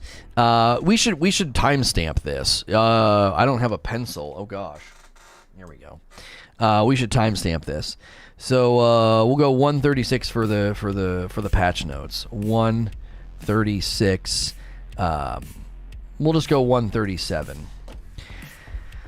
So if you clicked on the timestamp, we're going to comb through these patch notes. If you missed the live stream, remember to hit subscribe and the bell button. So faction missions. We adjusted the rates of influence gain over time so that it will continue to require significant effort over time to flip a territory into conflict state. Now, this is likely based on feedback that maintaining territories was becoming a bit of a headache. It was too much. And this is how they did it. Reduce the amount of influence increase over time significantly for attacking factions. This is to account for a bug we found where the increase was multiplied much faster than intended over time. This is probably why flipping territories and maintaining territories was becoming such a nightmare, because of whatever this bug was. They removed the decrease in influence over time for defending factions. This is a delicate balance, okay? This is a delicate balance because if they get this wrong, they're going to make it insurmountable to change territory trends in a server. This is not going to be an easy solution. This will likely not be the last time we hear about faction territory movement tweaking. It probably won't be the last time. Bug fixes, general bug fixes. Fix an issue where players could respawn as a corpse. Okay. Fix an issue where the tier 3 fishing treasure chest would not fight back after being hooked. That's an important one. You know what's even more important is the salmon spawn rate. Fix various localization issues and text fields. Fix an issue causing players kicked, suspended, banned, or removed from the game by easy anti-cheat to receive unclear communication. Additional messaging has been added so players can better understand the penalty they received. Now, I don't know if this is like an unclear announcement about like it's not going to be easy to mass report ban people, okay? Again, so if you're interested in the thumbnail today about like the ban waves and somebody's lying, like who's lying? Someone's not telling the truth, because people were getting mass banned in their companies right before wars. Amazon responded and said that every single ban is handled by a real person. Somebody's not telling the truth. My theory is that Amazon did not want to confirm that their reporting system is exploitable, because I believe that it is. I think this messaging and their messaging is sort of them saying, we're putting stuff into position to minimize the effectiveness of this mass reporting, exploit, but they don't want to confirm that it works, because if they confirm that it works, then more people will do it. Okay? That's what I believe this text is in reference to. They're being vague and weird about it because it's delicate. You can't come out and confirm that it works, because then more people will do it. Fix an issue causing territory influence to be reset after an invasion. Fix an issue where players attempting to take a split amount of stacked items from a different settlement their faction owns, they were charged for the entire cost of the items in the stack. Fixed a game crash caused by a player targeting another player with a healing effect at the exact moment that they fast traveled or teleported away. Fix an issue reducing the variety and the potential quantity of loot obtained from game modes and chests within the world. There was an issue that was reducing variety and potential quantity of loot. Okay. Fix an issue causing some crafting bonuses to not provide the minimum intended values. Fix an issue where overflow items in storage transferred to a different territory. Oh gosh, that's not good. Omega Lol says, you can literally go to Amazon Games career section and they are looking for all kinds of automation experts. They are automating everything in their game. It's interesting. Fix an issue where settlement... Oh, hang on. Where was I? Fix an issue where petting Barkamedes caused the camera to jitter. Can't have that. Got to pet that good boy. Fix an issue causing the ice pylon ability to not cool down appropriately. Fix an issue where settlement storage can become massively overflowed by expired contracts. Fix an issue where players' movement could stutter after becoming encumbered from logging. Fix an issue where there were not enough chests in the hapless homestead to fulfill the faction quest requirements. This, I believe, they could attack in another way. Okay, a lot of these chest ones just need to be tuned down to 2, maybe 3. The minute it's like 4, 5, 6, whatever, some of these get so high, some of these areas don't have that many chests. You have to find like literally every single chest sometimes. Just lower the chest quantity count on these missions. It's not that important that I find 4, 5, maybe sometimes 6. That's not important. You could do 1 or 2. The best ones are where you just go grab 1 and it's over. That's all we need to do. They're fetch quests, okay? They're fetch quests. Simplify them. The work involved in a fetch quest should be influenced by the XP payout. And the XP payout on these fetch quests isn't good enough for me to roam some frickin' town for forever finding the last chest, right? The resources from the chests are nice, sure. But come on, dude. Come on. Like, just lower the count. If I want to keep going for more, that's up to me. But running around trying to find 1 more and you can't, that's just silly.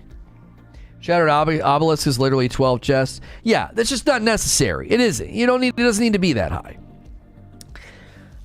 Fix an issue causing players to randomly teleport. Fix an issue where players disappear if standing still when a campsite turret blueprint is being held. Fixed a visual issue causing repeater turrets to appear as if they were firing projectiles at an angle that did not align with the turret. Fixed miscellaneous game crashes. Here's your AI fixes, so rip the boar farm. Fix an issue where marsh jaw respawns slower than intended at the flatline fishery. Fix an issue causing certain bears to respawn faster than intended. Fix an issue causing twice the intended number of boars to spawn at the boar's home point of interest in the restless shores. Store fixes. Fix an issue where players could be prompted to purchase an item they had previously started the unlocking process on in the in-game store when trying to unlock another item immediately after.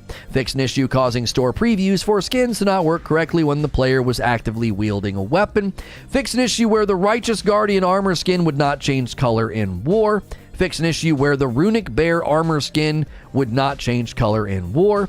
Fix an issue causing incorrect poses when previewing store items. Thank you for your support. We will see you in Adernum. I don't even know how to say it. There you go. There's your patch notes that are being implemented right now, and the server maintenance is continuing. Lumpkin says, lowering the number won't necessarily fix this, though. I had Hapless Homestead only spawn 1 chest. It won't help me if I only need 3 instead of 6. Well, and they said they fixed that, specifically that location. They said, fix an issue where there was not enough chests at the Hapless Homestead to fulfill the faction quest requirements. So I'm saying attack it from both ends, homie. Yes, if what happened to you is happening, apparently they know about it and they fixed it. If that's happening, then address it. But also, what the frick? Like, I don't need to find that many. 2 or 3. You know what I mean? 2 or 3. I don't need to do all that. Did they fix the abandoning event bug? Yes, they did fix that. They fixed that last patch, actually. For a new game, that's a tiny patch note for it being so new. Well, they did patch notes last week, patch notes this week. I would rather them do little pieces, little careful. You know what I mean? When did maintenance start? How long do we think is left? It's supposed to be over in like an hour and a half, but last week it got extended, and it may happen again this week. I would not set your stopwatch. I would just kind of wait for their Twitter to say when it's back up, right? They need to fix the bug where weapons do not attack the monster and it freezes the character in place. One of the things I would like to ask for, now this is not a bug, but it drives me crazy. I should be able to button queue a weapon switch. This wouldn't break anything, Idiot Genius Gamer with a tier 2 membership, 2 months renewal. Thank you very much. Those of you that have done memberships today, thank you. Those of you that have upgraded to the higher tiers, thank you. We greatly appreciate it so much. There's 68,000 people waiting in game per Steam stats. That's pretty good. That's not bad. Who was on last night when the entire Eden server froze for like 30 seconds? Jeepers. It's supposed to be over in 15 minutes? Oh, okay. Well, that's good. They haven't tweeted yet about it getting extended, so hopefully we can jump in today. That would be amazing. Yeah, they haven't tweeted an update in 13 hours. Also read the OG PvP notes for New World.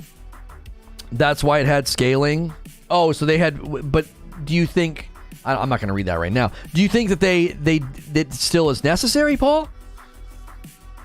Some US servers are up already? Oh, really? Well, it doesn't hurt to open it up and take a peek, Some US East servers are up. Okay. Oh, there's an update. I'm going to download the update. The update is 12 gig. It's 12 gig, chat. I suppose I should have had it doing that a little bit earlier. A tier 3 membership from Freddie Jackson, renewing for 7 months. Already 7, Jiminy Christmas. I appreciate that support very, very much, Freddie. Thank you. There's a keybind for weapon switch, so you can just push one button and it will go to your weapon that isn't out. Okay, you might not understand what I was talking about. I know that I can press the number 1 key to get out my spear when I have out my life staff, okay? However, I can't press it until I'm completely done with all of my life staff actions. Does that make sense? A button queue would mean I could get out my life staff and go leaf blow. And while he's saying leaf blow, I could press 1, and as soon as he's done with leaf blow, he'd go spear. There's this weird window where you can't queue the weapon switch, and it makes you mess up. So you end up waiting a few extra beats of time, and then you get out your spear, and then you can start doing whatever it is you want to do. Some people probably will run, the heal staff with the, ice fist, or the heal staff with, a musket, so they can sit back, right? Hit him with the leaf blows, right? Hit him Hit them with the leaf blows. So for me, I'm not saying that this is a problem, right? I'm not. What I'm saying is, let me button queue it. It doesn't hurt to be like, bam, like, and think about it like this. Think about it like this. I can be like doing my spear, doing this, doing that, button Q to get out my life staff. As soon as I'm done doing my attacks with the spear, out comes the life staff. Leaf blow, boom, get the spear back out, get the spear back. You know what I'm saying? First time watcher, you're pretty informational. I like the content. I appreciate you saying that. Thank you. If you guys are new and you're enjoying the show, a great way to support me, the channel, and the show is to hit subscribe, hit the like button. If you set the bell button to all on your subscription, you'll get notified when I go live. We do a talk show like this in the mornings, and then in the afternoons we do gameplay. I am a safe for work broadcaster, so you are able to kind of, a lot of people put me on in the background, and they don't have to worry about the kind of language I'm going to use. A lot of people treat me like radio, like gaming radio. Community manager, update. We need to extend our maintenance for the regions US West and EU Central. We apologize for the inconvenience. Yeah, this is why the Eastern regions are getting back on. Okay, there we go. Now my download is moving. It was like just sitting there. I was like, come on, Steam, get to work, bruh. Get to work. Welcome to any and all newcomers. Great to have you here. That's right. If you do have to subscribe to talk in the chat, that's just to keep the bots out. If you subscribe and you want to say hello in chat, we would love to greet you. We have a lot of lurkers. We love our lurkers, so you don't feel pressure to say anything. We have a lot of people just kind of listen in the background. I've noticed that weapon queue. I've had that happen with my fire staff to rapier, and I keep hitting something with the Q button, and then I hit the weapon switch, and then I hit R or F ability, and nothing happens. Yes. I want the ability to weapon switch, to button Q a weapon switch. That's what I would like. It's not a huge deal. It's not a game breaker, but I would really, really like it. You know, I think it would smooth things over quite a bit. Your update was 177 meg. The frick? My update's 12 gig. I've already got one of the gigs. I got one of the 12. I got one of the 12. Steam's horrible for download speed. Yeah, I pay for a gig download, and it's only doing about 200 down. So I'm thinking of training in life staff because so many times my groups lack heals. I actually was going to plan a video and a talk and a segment on why I love being a healer. And ordinarily, I don't play healer. I've actually enjoyed it quite a bit. I agree with action queuing for smoother combat. I think it would add a level of combat fluidity that wouldn't hurt anything. You know, maybe they'd be concerned about PvP and a skill gap forming, but I don't, that's, who gives a frick? Like, you know what I mean? You know what I mean? Weapon switch while dodging works really well, but it doesn't really address your issue. Right. No, I'm aware of that. Yeah, a lot of people like to use the weapon switch while dodging in PvP. Lots of portals in First Light? Okay. It's very annoying. Weapon switch queuing in this game, or lack thereof. Yeah. I feel like combat is missing animation canceling. That is a different subject altogether. Animation canceling is not in this game, and likely never will be, for one particular reason. PvP.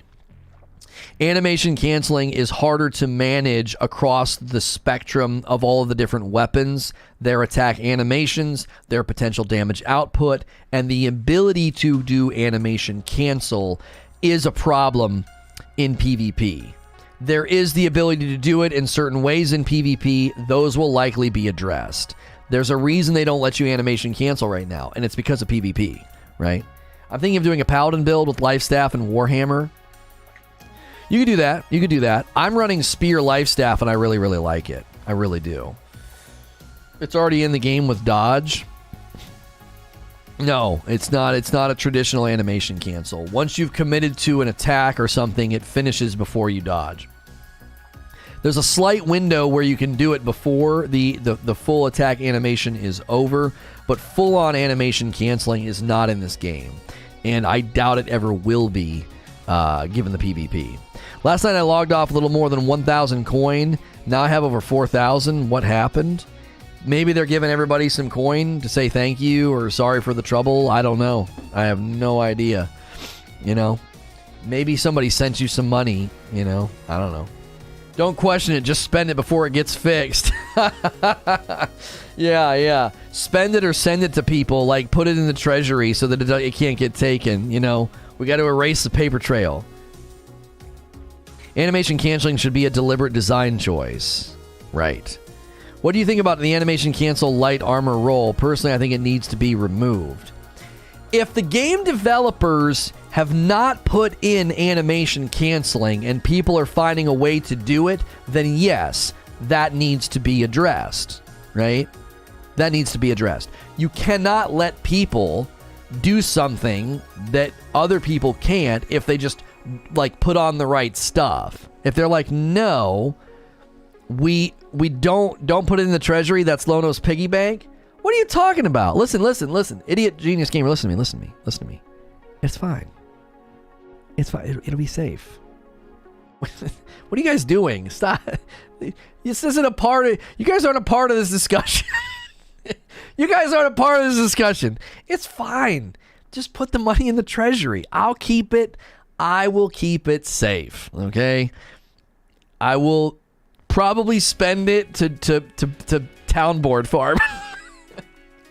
I will probably spend it to Town Board Farm. So that, to me, that is safe. Because when I say safe, what I mean is, you know, safe stands for spending always for experience, right? SAFE. Spending always for experience. So it will be safe. Your money will be safe with me. It's an investment. That's right. I do want to talk to you guys about a really great opportunity, a really awesome investment.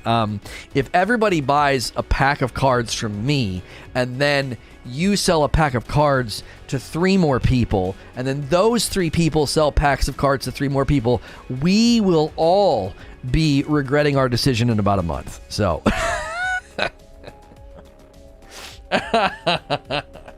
Rubber banding can cause existing players to feel their hard work being voided because now a new player paid to boost to max. Well, here is the thing that I would say to those players, T-Bone. Do you want the game world full of players? Do you want the game to thrive? If the answer to that question is yes, then as the game evolves, advances, and expands, you have to let newcomers or people way down in the ranks, you know, get pulled up to a certain level. You have to.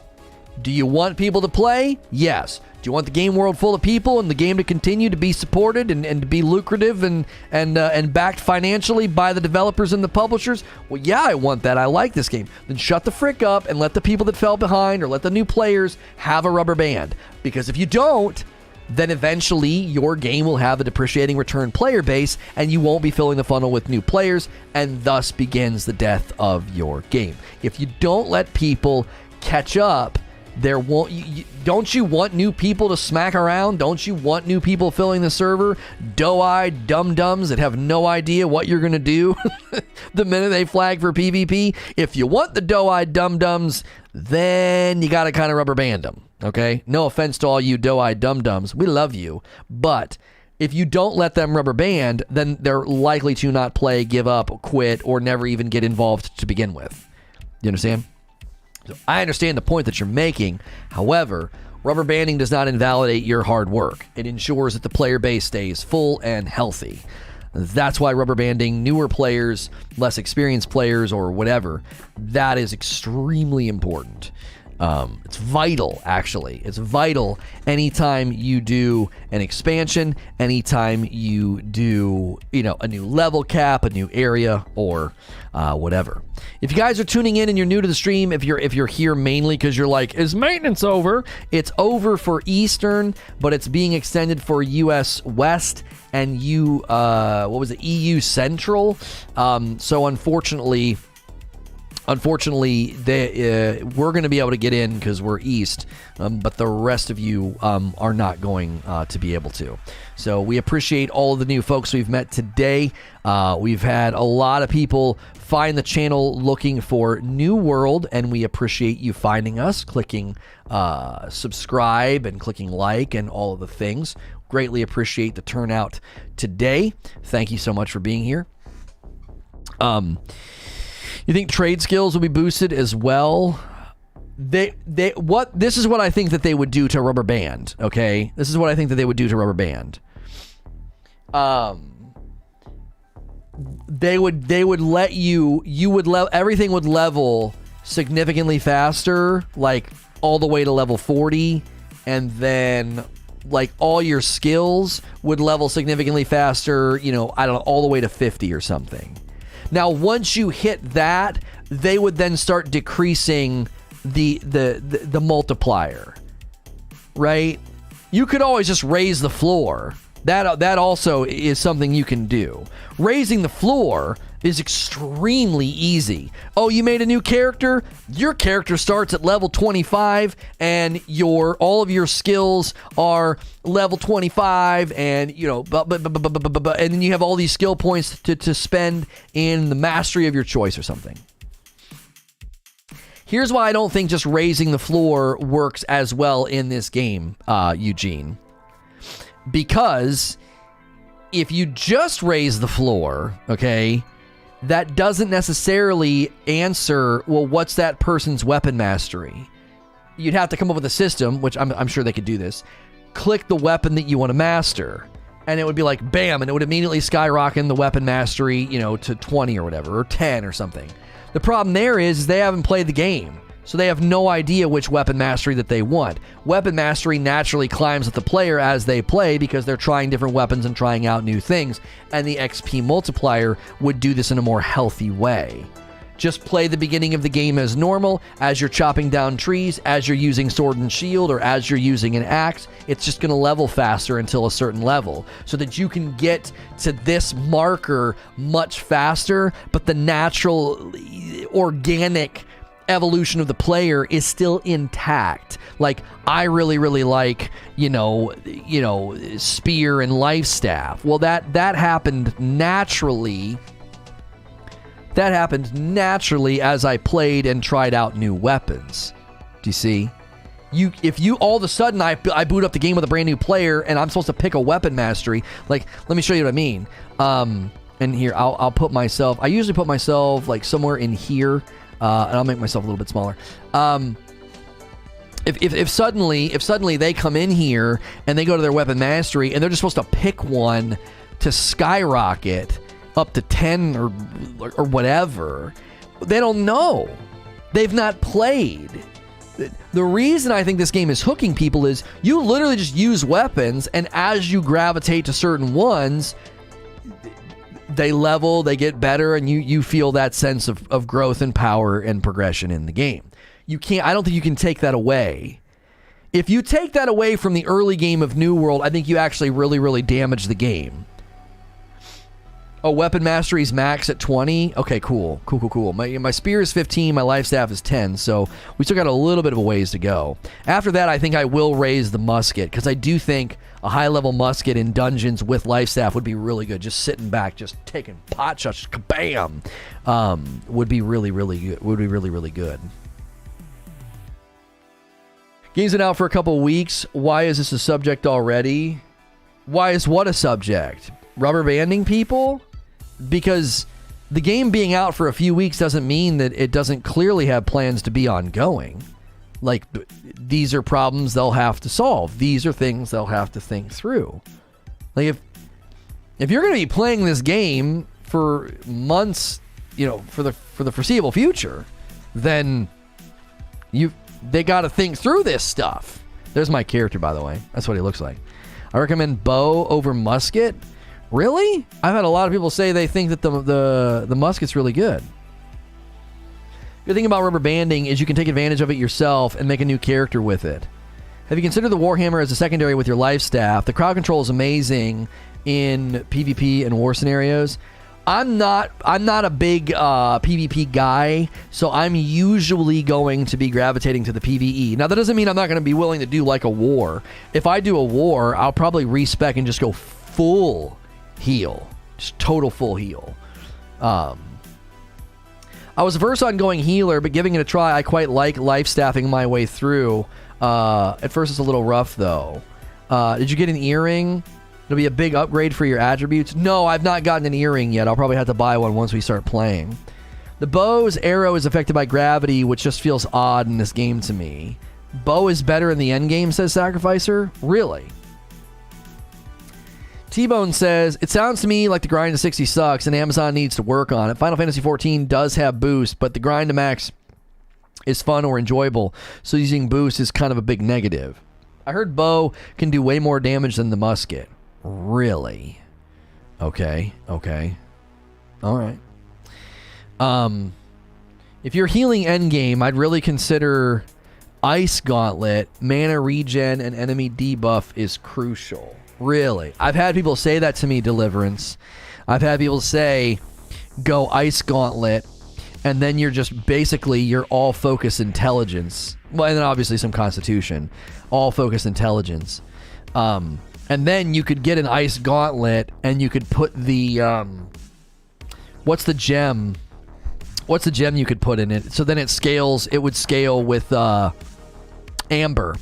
You put Amber in a socketed ice fist, and then it would scale with focus, which means you could just go all focus, and both your ice fist, is that what it's called? Both your ice fist and your life staff would be Ice Gauntlet. Sorry, Ice Gauntlet sounds cooler than Ice Fist. Ice Gauntlet, both of them would be scaling off the focus. The mana regen from Ice Gauntlet is super helpful for healing as well. Okay. I must have not worked on the Amber enough. I wasn't a fan of range, but the musket did feel better to me. Healing as a paladin is pretty fun too. I like the idea of having the gauntlet. I've really enjoyed the spear though. It really is fun. I really like the spear in the open world. I like the spear when I'm just questing. It's the, it's the mobility, right? It's the jumping and like it just has like a cool feel to it. I do. I really like I like the spear a lot. There's a Frost Priest build. Okay. One thing to take into consideration is how gear will interact with weapons or skills in the endgame. It's too early to know. Well, too early for us, maybe. There's plenty of guides out there. I just got to 60, said Mr. Sun. The hard grind to get there now leaves me with a sense of ownership and contribution for the town that I live in. It's rewarding. Oh, I believe it's rewarding. I do. Welcome again to all the new people that have hit subscribe. If you haven't hit subscribe yet, feel free to do so. This is not a New World channel. And, man, we've met a lot of new folks today. This is not a New World channel, but we do lots of New World coverage. We do a talk show in the morning, and we do gameplay in the afternoons. This is basically the talk show. I sort of sit in this scene. That's all the information about the server and the faction that we are presently in up there on the top. And then all the sponsors down here below. If you like my shirt, if you like the disc plates, or you want to order my coffee, it is my coffee. It's not some other company. You can use all those commands. The easiest way to support the stream is to hit subscribe and the bell button. I do this little station identification pretty regularly because a lot of people on YouTube don't watch live streams as much, but that is changing, and we like new folks to understand like what they're clicking on and what they're watching. Me being a safe for work broadcaster, a lot of people lurk and listen and treat me like radio. This is not a New World channel. No, it is not. We have done a lot of New World coverage and will continue to do so. Why'd you choose purple instead of like the Covenant?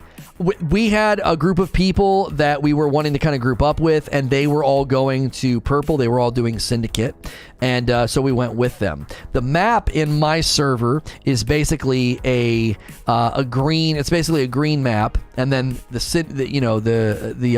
Covenant has got 2 territories, and then our purple territories also we just have 2. So this is pretty much a green server at this point.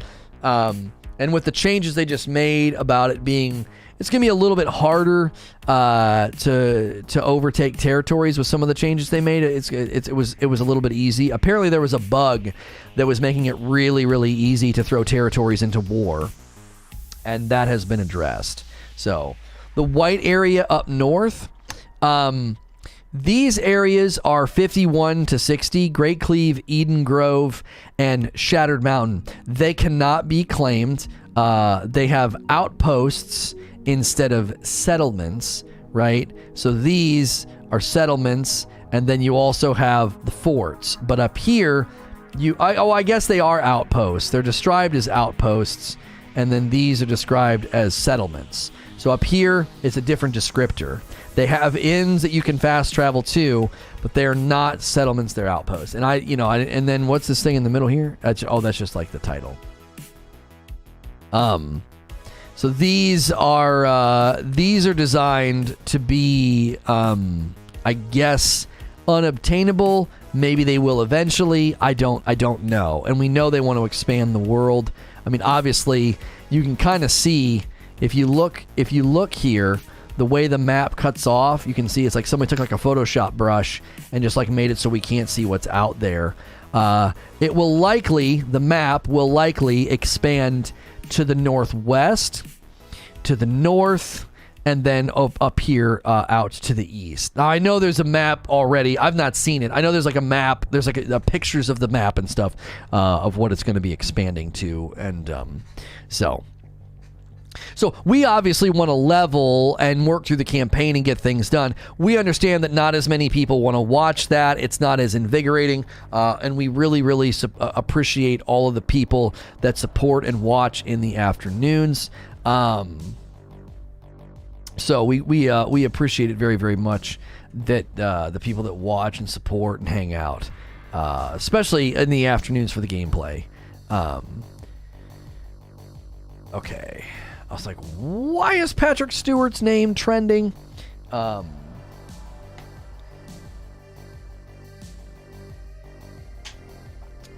low refresh rate of map panning in this game drives me bonkers, and it shouldn't. I don't know what you mean by that. Eben Scale got to be one of the coolest areas I've been to. Yeah, I want to get higher level just to check out those new areas. There are some very, very pretty areas in this game. You can find a YouTube video called... I use it for my shorts.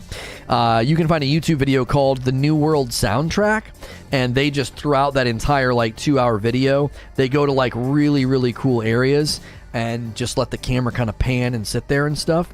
And it's really, really dope. Yo, my man D Cruseeds coming in with $100 tip through Super Chat. That is very, very, very generous. I think I saw you talking to somebody on Twitter about the purple leaks, and you think people didn't use purple to plan stuff and talk about stuff, and I happen to know that they did. So we're still waiting on part 2 of those leaks. We are, and I appreciate the tip, man. That's very, very kind. Appreciate the back and forth today. That was a very, very great debate. Felt like the old days, you know. Feel like we're kind of recapturing what we had with the other game. It was really enjoyable. I definitely felt the most in my element that I have. Probably since it's October, in 6 months. It's been 6 months since I felt the way that I felt today. It just felt good. Didn't feel forced. It just felt like we were doing our thing, you know. And 6 months ago we kind of got our teeth kicked in, and we're still climbing. We're still climbing, and I appreciate the support to all the people that have that believe in me and believe in what we're doing, and have continued to show up and keep things going. But yeah, it's been 6 months since we've been able to do kind of what we were able to do today, which is talk about a game that I'm enjoying and I'm passionate about, and it felt good. I love playing on our company server. My ping is terrible on the East Coast. I average around 115 ping on East. 115 ping is not that bad. Once you get beyond 150, it gets bad. 115 is not that bad. Now, it might mess with this game more than I would anticipate. You know what I mean? Can't download the update yet. Are we supposed to get in after the server maintenance is over? Yes. It concluded faster for US East. The other regions are having to take a little bit longer. You may have to restart Steam, though. That sometimes has to, sometimes that's how you have to do it. It was great watching you go over patch notes and break it all down. Thank you, Hex. I appreciate that. Kind of funny how Purple Amazon scared you, and now we're getting back what they made go away using their game. Right. That's always going to be an uphill battle. We readily admit that.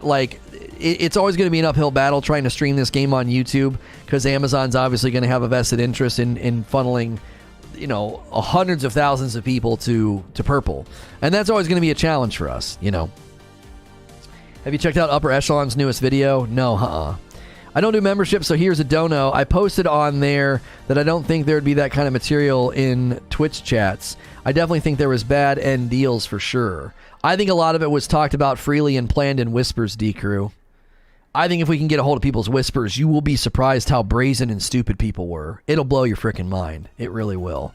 We're almost at 400 likes. There we go. Solid tip. Restarting Steam did it for me. Yeah, a lot of the times that triggers the update and the patches. Yeah. Do.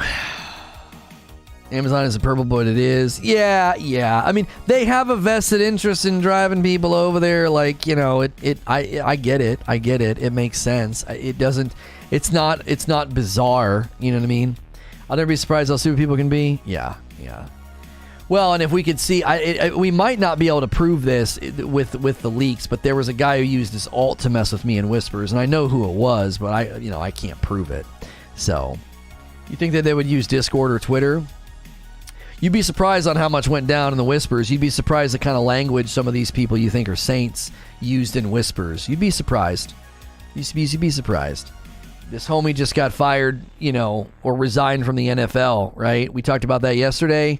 I'm talking about that kind of language that people used in whispers that the public may get to see, I don't know when part 2 is coming out. I really, really don't. You know what I mean?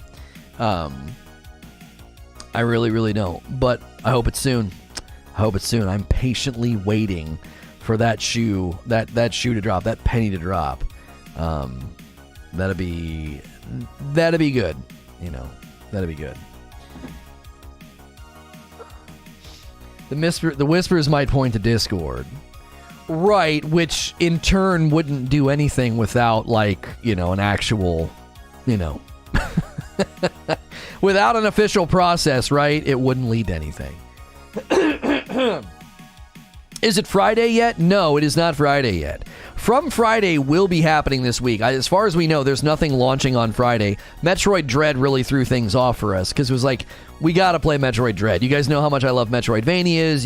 It was like there was no way to not play it, So I don't think anything's happening this Friday. So we have 376 likes. We're so close to 400, says Brett. If you haven't smashed the like button, please do so. Hitting the like button, taking our poll, even just saying good morning. Like if you're going to be lurking, just saying good morning. All of those things are helpful. Disney and Lucasfilm are teasing a Star Wars video game announcement for December.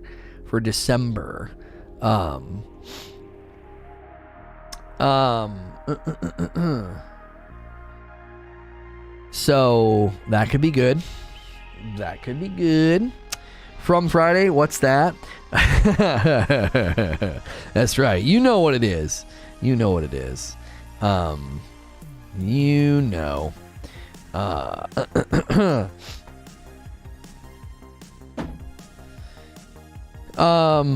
If the hacker has any common sense, the second data dump will take longer, as likely making sure addresses and the like are not included. Yeah, hopefully that's not their intention, is to compromise people's safety and privacy.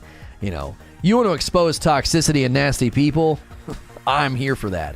But don't be handing out people's names and addresses. That's you're compromising a lot of people's safety and privacy, and that's not funny. It'll be unveiled at the Game Awards? Yeah. What is From Friday? I actually don't know. Okay, so every Friday we've been playing through Dark Souls 3 for a segment that we call From Friday, playing through From Software games. And we wanted to do that in preparation for Elden Ring. So I think we're 50-60% of the way through Dark Souls 3. We've taken a pretty good chunk out of it. The last time I played, I beat Pontiff Sullivan. And I'm not a Dark Souls guy. I'm not a From Software guy, but I've kind of fallen in love with them, which is odd. So yeah, From Friday has been really enjoyable. Anyone losing it on stream is great entertainment. That's right. What's your brief opinion on Back 4 Blood? Graphics, internal systems, the looting elements, and the gameplay are all good enough to be worth it if you like those kind of games to play with your friends. I have no interest in it. I don't like feeling like I'm walking through cement just to give the zombies a chance. I'm not a fan, right? I'm not a fan. But that doesn't mean that I can't see the potential good things that are there, right? He's fallen in love with him, which is ruining the whole point of the Enterprise. It wouldn't have worked. It wouldn't have worked for very long, Zubair. Every week, me just playing terribly, losing, and getting angry. The From Friday would have crashed and burned if that's all it was. That would have worked for like 2 episodes. You get to the 3rd, 4th, and 5th episode, and I'm not getting anywhere, and I'm just raging out. We would have ended it. You know what I mean? Yeah. I got pretty ticked at Metroid. Yeah. I got pretty ticked at Metroid. Then I calmed down and started enjoying it. I've started to appreciate things that I don't like, forcing me to play in a way like, okay, I'll figure this out. You know what I'm saying? Like, I'm not trying to take a game that I don't like and turn it into something I like. But there are elements of games like Metroid Dread and things of that nature that I don't like, and then I learn to kind of like adapt and, I don't know, get above it or whatever. We may never know. It may have been the greatest show on YouTube ever. How dare I get good, right? Zubair, I hate seeing Lono having fun in games, right? Like, the nerve of me to excel and get better at a game, How dare I do that? I cannot express my level of disappointment when he beat Returnal Biome 4, 5, and 6 in one shot. It ruined my whole week. It ruined my whole week. The fact that you guys root so ardently against me, it is I don't know what to think about it. I really don't. I don't know what to think about how you guys so strongly root against me. It's interesting. It's interesting.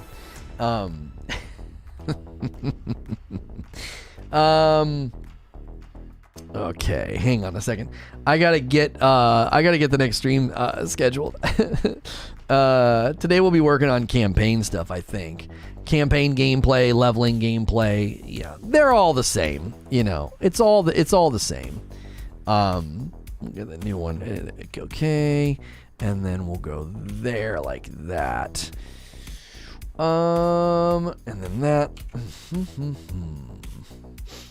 I got some good screenshots of my guy too for the thumbnail. I've been enjoying that. I've been enjoying like turning the HUD off and trying to get like good shots of my dude. I like it. It's fun.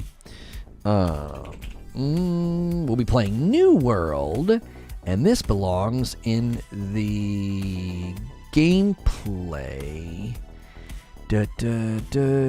Close that. Paste that. Next. Okay. Well, any duration? No. Public, and we'll set it for noon. Set it for noon. That redirect trick that we tried yesterday was pretty cool. The fact that it worked was pretty neat. I liked it. Like, we didn't have to worry about autoplay. You guys just went over and the video was already playing. Like, I thought that was pretty dope.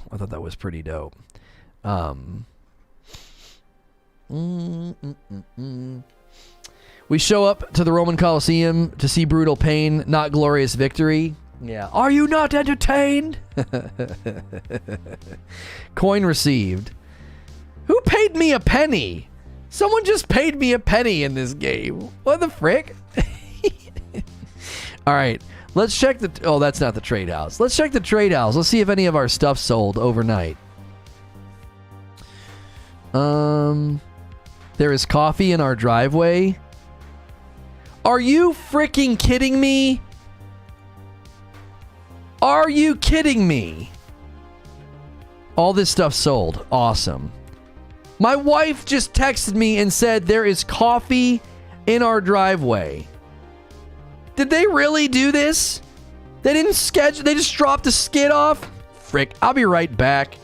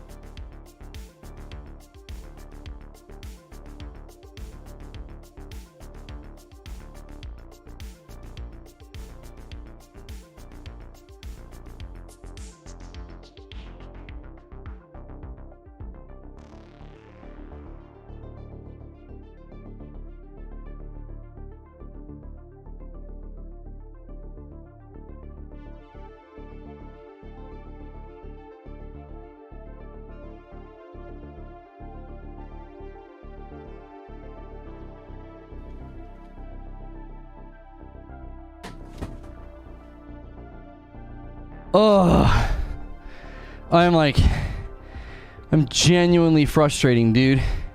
Genuinely frustrated.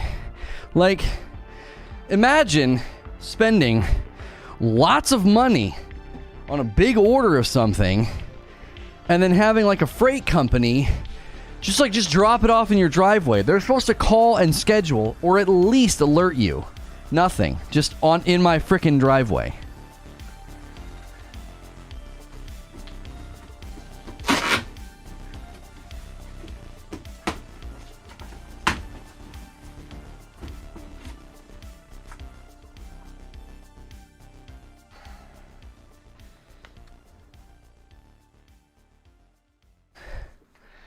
There we go. It's here. Rageous Roast. Frickmas blend. Right? Medium. It's a medium roast. Medium bodied, bright, seasonal, crisp finished, and balanced acidity. Right there. I don't think you can order it yet. They turned out really nice though, eh? You like that?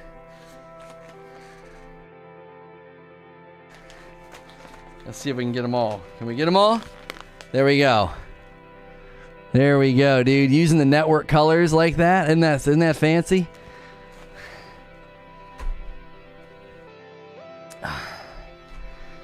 Holiday spice. I don't know if you can order it. I don't know if you can order it yet. It smells good. It smells good. I don't know if Creatures added it. We didn't think it was going to show up until like Friday.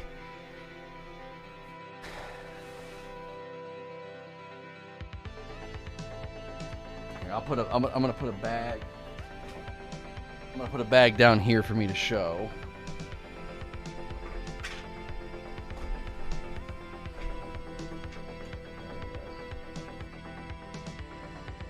Oh, do we have one with a label?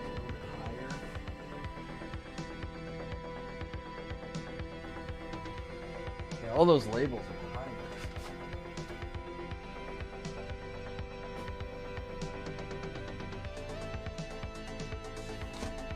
I think that's a little bit better.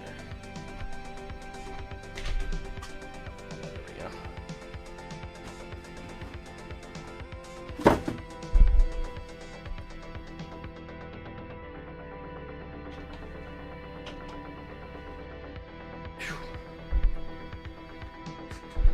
It's October. Don't start ordering Christmas stuff. Well, we didn't want to end up in a bad spot with it, Eugene. We did this anticipating it showing up like end of October, and then you start selling it in November, and then all of November and December you're selling like a holiday blend, right? So It was like we had to err on the side of getting it too early. I nominate, you know what I mean, for the next coffee flavor, yeah. I'd like a really dark roast, something like slap your that we can't name the coffee that, Zubair. Like, I don't know if that's what you do when you drink a dark roast. Do you do that to yourself? Like, gee, many Christmas. So, plus, this is the Frickmas blend. This isn't Christmas. This is Frickmas. That's right. Orphan says start Christmas as soon as possible. That's right.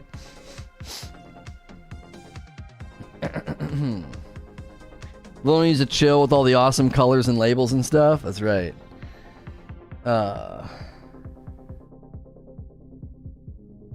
Frickmas flavors of life are a year-round thing.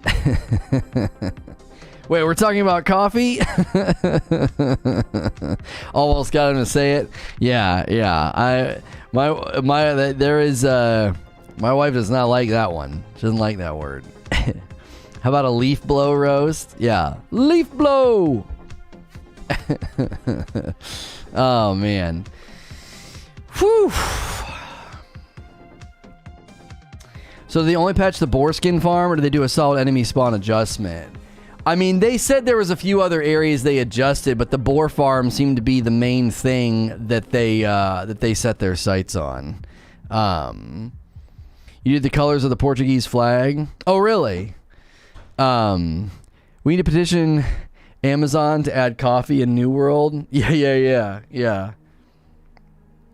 Maybe a My Mana roast. What happened to the FU blend? Yeah.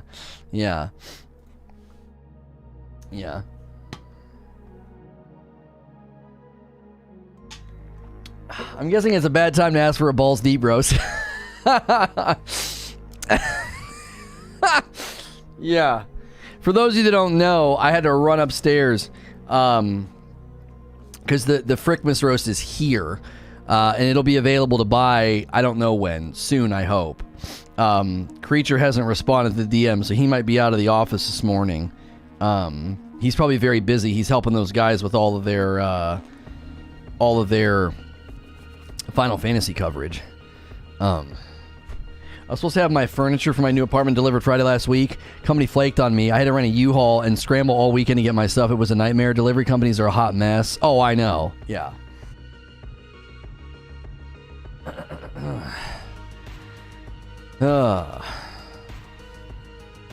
Perhaps an Estes flavor. Yeah. I mean to snag a bag of the Frickmas on Friday. I'm down to my last bag of dark roast, so chop. Well, right now you can do, because remember how we always said 3 bags is a really good value. You could do a light, a dark, and then the Frickmas blend. Like, just get all 3 and just see which one you like the most. So we will be switching to gameplay here shortly. We're going to be doing campaign and leveling gameplay. Right now, the main story wants me to level 35 the Marauder support. So I'm going to be going to the Shrine and Cutlass Keys. So we'll just be primarily working on stuff like that today. Shocked you didn't do a pumpkin spice? Well, no, we didn't want to do something like that. We didn't want to do something like that because the number one, we thought that'd be obviously a little cliche. Number two, we wanted to do something that wouldn't cost us too much up front. If you went into like the super specific special flavor route, it was going to be really, really expensive for us to do. So this was, they sent us coffees that they felt like kind of fit the bill of like a holiday blend. And this is a Mexican sourced bean, and it has like a real good, like a bright seasonal crisp sort of flavor that I think goes, it feels very Christmassy, holiday-esque flavor. And so that we thought that was better. So you can't order it right now. You can't order it right now. Creature he's got some other people that he helps, and there was a bunch of Final Fantasy embargo stuff that dropped today. Need the Guatemalan beans. We had like Nicaraguan, we had Mexican, we had a couple of different kinds, and we're also looking at doing a Rageless Roast Select for next year. So minty? No, it doesn't have a mint flavor. No, it's like a seasoned flavor. So I don't know what this one would taste like if you put pumpkin spice creamer in it. A lot of people do that this time of year. They go full pumpkin spice. So I don't know. Pumpkin spice is extremely overrated. I mean, I'm not gonna lie. I like the way that it smells. I like the way that it tastes. I do. I think it. I think it kind of feels. It puts me in the holiday spirit a little bit. I do. I like candles and stuff around that time of year that just have that smell. It's nice when like the house smells like that. But I'm not like going and buying pumpkin spice lattes like that. That's never been me. That's never been me. And so, yeah. Will shipping to Canada ever get better? Would love to try the coffee.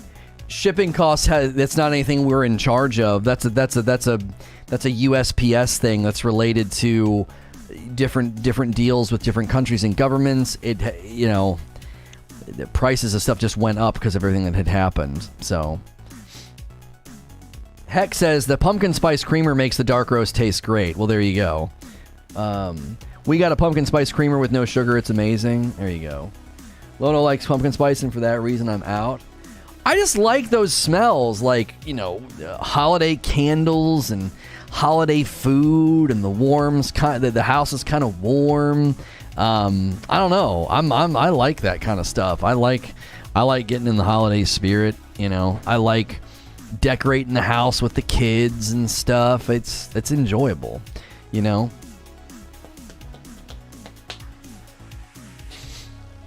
That reminds me of a local ice cream shop that has pumpkin ice cream back, and they had the best version I ever had. Really.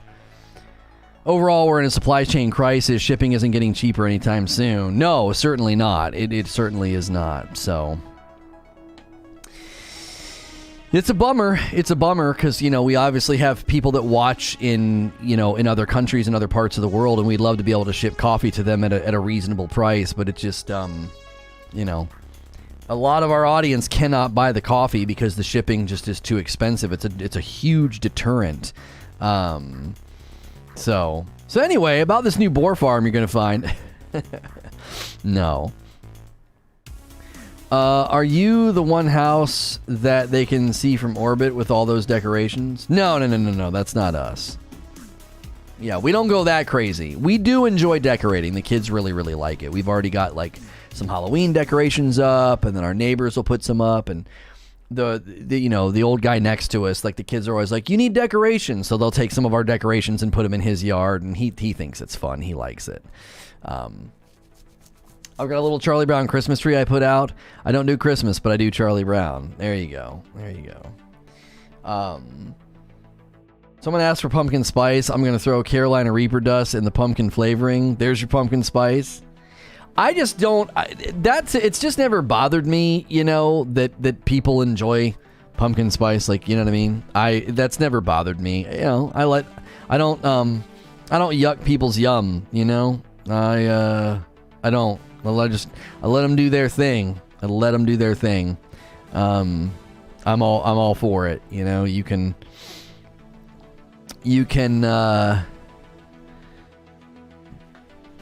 drink pumpkin spice all day. Doesn't matter to me. Does not matter to me.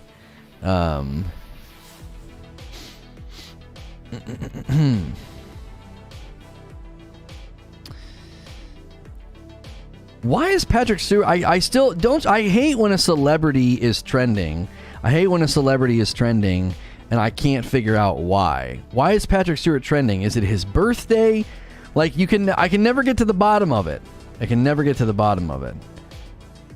You know? It's like you see someone trending, and then there's never an explanation as to why they're trending. Is it his birthday or something? Charlie Brown Christmas movie and Tim Allen Santa Claus are annual traditions. Yeah. I usually try not to yuck people's yum, unless, of course, it's pineapples on pizza. Even that, I feel like that is just such a made-up debate. It's not a real debate. You know what I mean? Enjoy it all you want, just not in August. I don't know. I assume because of Shatner going to space. Oh, okay. Maybe that's what's going on. Yeah. We need an old man website called whyisittrending.com. Right. You like get on Twitter and you're like, why is Betty Wright trending? Like, please tell me it's her birthday, you know. Pineapple, jalapeno, and salty meat of your choice equals yum. He's trending because Captain Kirk went to space today. Okay. Well, there you go. I didn't know that. Warzone anti-cheat today. Did you guys see that email that Call of Duty sent out? Did you get one? It was wild. It's Call of Duty. Title of the email: Cheaters beware. Dear cheaters, we love games. It's our passion. We're honored to make games for the greatest fans in the world. We don't always get it right, but we're committed to doing our best. Cheating ruins the fun for everyone. No one likes a cheater. Our goal is to deliver a fun and fair gaming experience for our developers, for our fans, and most importantly, for Call of Duty players everywhere. Cheaters aren't welcome. There's no tolerance for cheaters, and soon you'll know what we mean. Call of Duty. That's friggin' ominous. There's no tolerance for cheaters, and soon you'll know what we mean. Like, what the heck? What are they about? What are they about to do? If you're just tuning into this news report across the wire, Call of Duty has enacted what they call the cheater purge. At least 70,000 men and women have been murdered in their homes in cold blood. No one knows the cause of death, and no one knows who has done it. Call of Duty has only tweeted that the job is just getting started. Like, what the frick are they gonna do? Like, you know what I'm saying? Yeah, Squid Game. Squid Game for Call of Duty cheaters, dude. In this game, you, a Call of Duty cheater, must land your own snipe shot in under 5 minutes. If you fail to do this in under 5 minutes, you will be eliminated. The timer starts now. Bing-boom. You know, the timer's like counting down, and they're like, I can't do it. I can't do it on my own.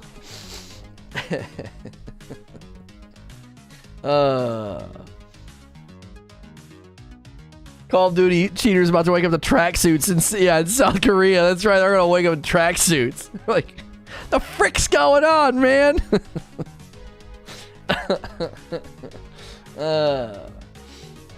I thought you'd be like 70,000 people had their PCs bricked, not 70,000 people were murdered in their homes. Yeah. This is the largest scale killing we've ever seen. And it was all enacted by a developer to stop cheating in a video game. They talk about cheaters almost as much as rats talk about cheese. Well, I don't know about that. I mean, the cheating is a problem. Like, what do you want them to do?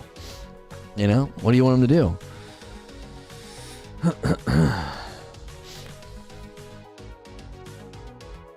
I mean, the one guy said it's like ruining one of their one of the best games they've ever made. You know, it's a bummer. It's a super, super big bummer. A whole new meaning to the purge. That's right. That's right. You know, they're like, you guys have seen the movie Purge, right? Yeah.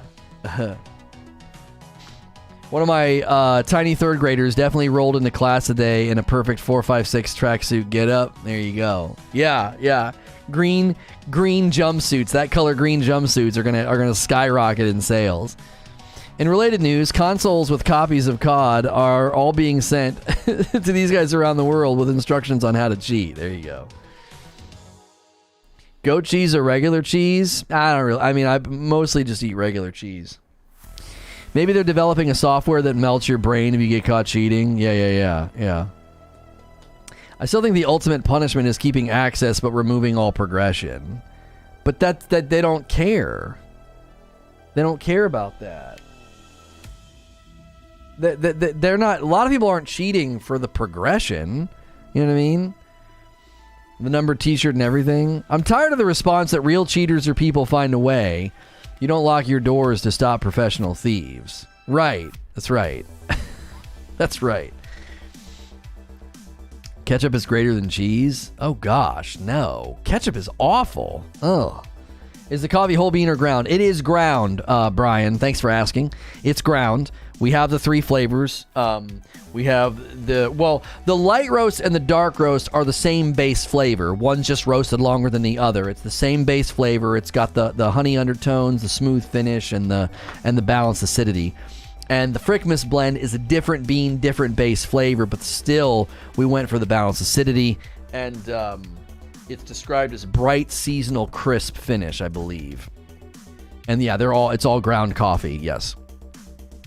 And the Frickmas blend is a medium roast. It's a medium roast. So we have a light, a dark, and a medium. And the coffee doesn't melt if you're wondering. That's right. Just look at what a paywall and basic anti-cheat did. People are lazy. They'll find somewhere else to cheat. A paywall and basic anti-cheat? In what? What game did they do? What game did a paywall and basic anti-cheat minimize cheating? The coffee's been acting up, so it's grounded. That's right.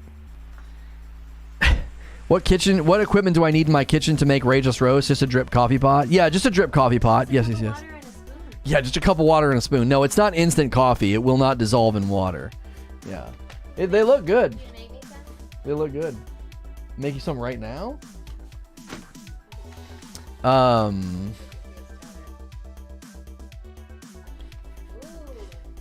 It smells good, doesn't it? Ooh, it smells so good.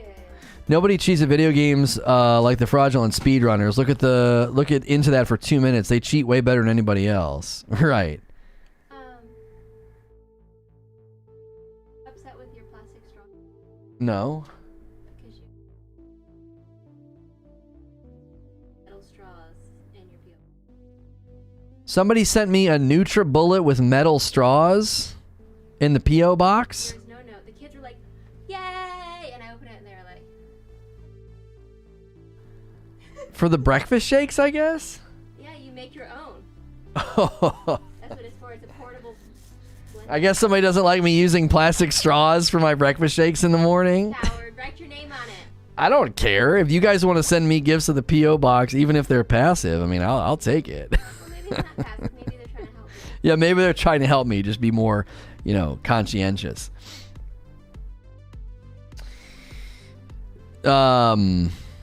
Yeah, make your own.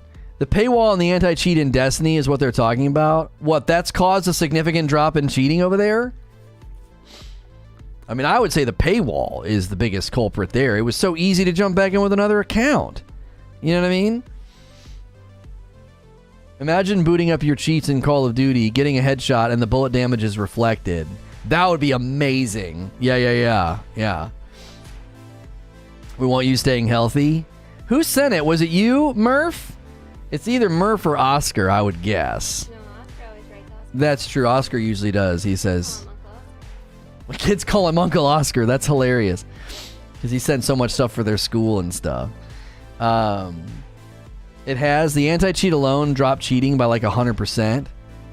Well, I mean, that doesn't surprise me. That's what we were always saying from day one. Where's the front-facing anti-cheat? The last time I covered that game before getting banned, I literally said, if you have a free-to-play game without any front-facing anti-cheat, you're stupid. Right? Every time I see my wife using a metal straw, I start thinking about the straw hitting my teeth and I get uncomfortable. Thanks to the metal straws, I've knocked Yeah. out my 2 front teeth. It's Yeah. gonna cost me $8,000 to get it fixed. Bing! Oh, it like sounds like a bell ringing, No, it would be like They said it's much better now. I mean, that doesn't surprise me at all. We were saying that for months. Like, can you imagine a front-facing anti-cheat that minimizes cheating? Who would have thought? What a novel idea. You know what I mean? That's like saying, man, people stopped breaking into my car when I locked it. Like, wow. Like, what? Who could have imagined? Who could have imagined?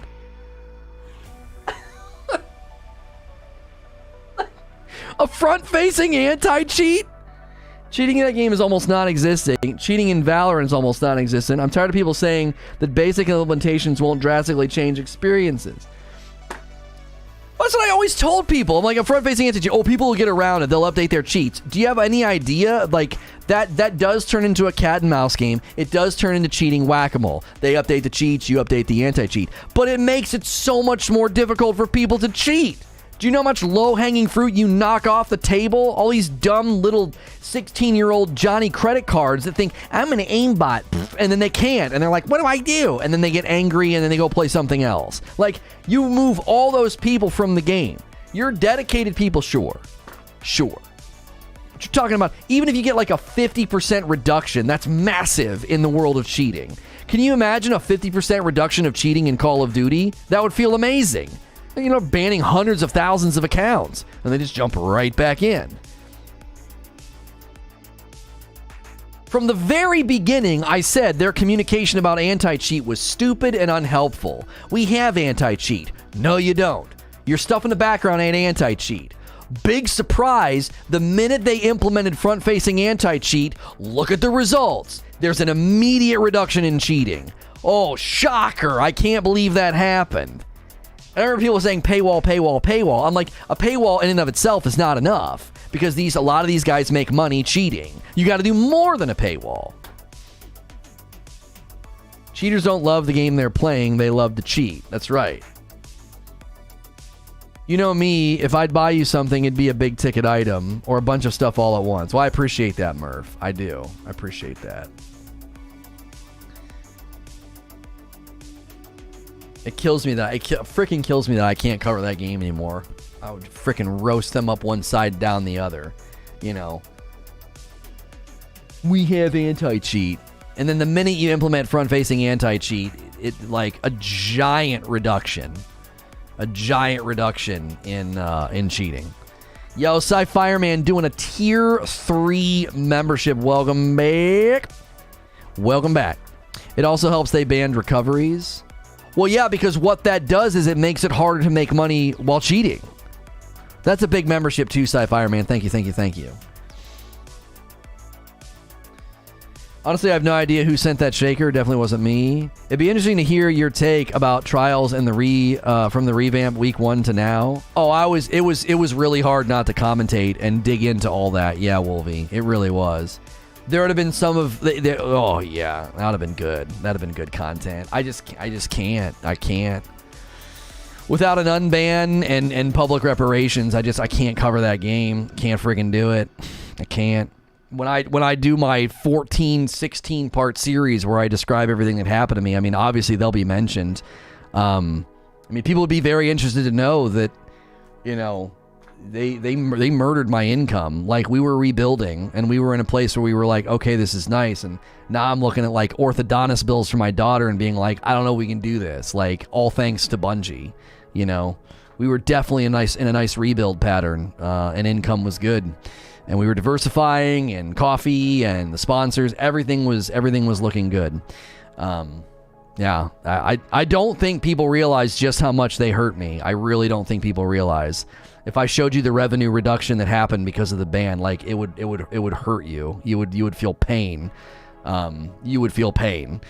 You know, it would, yeah.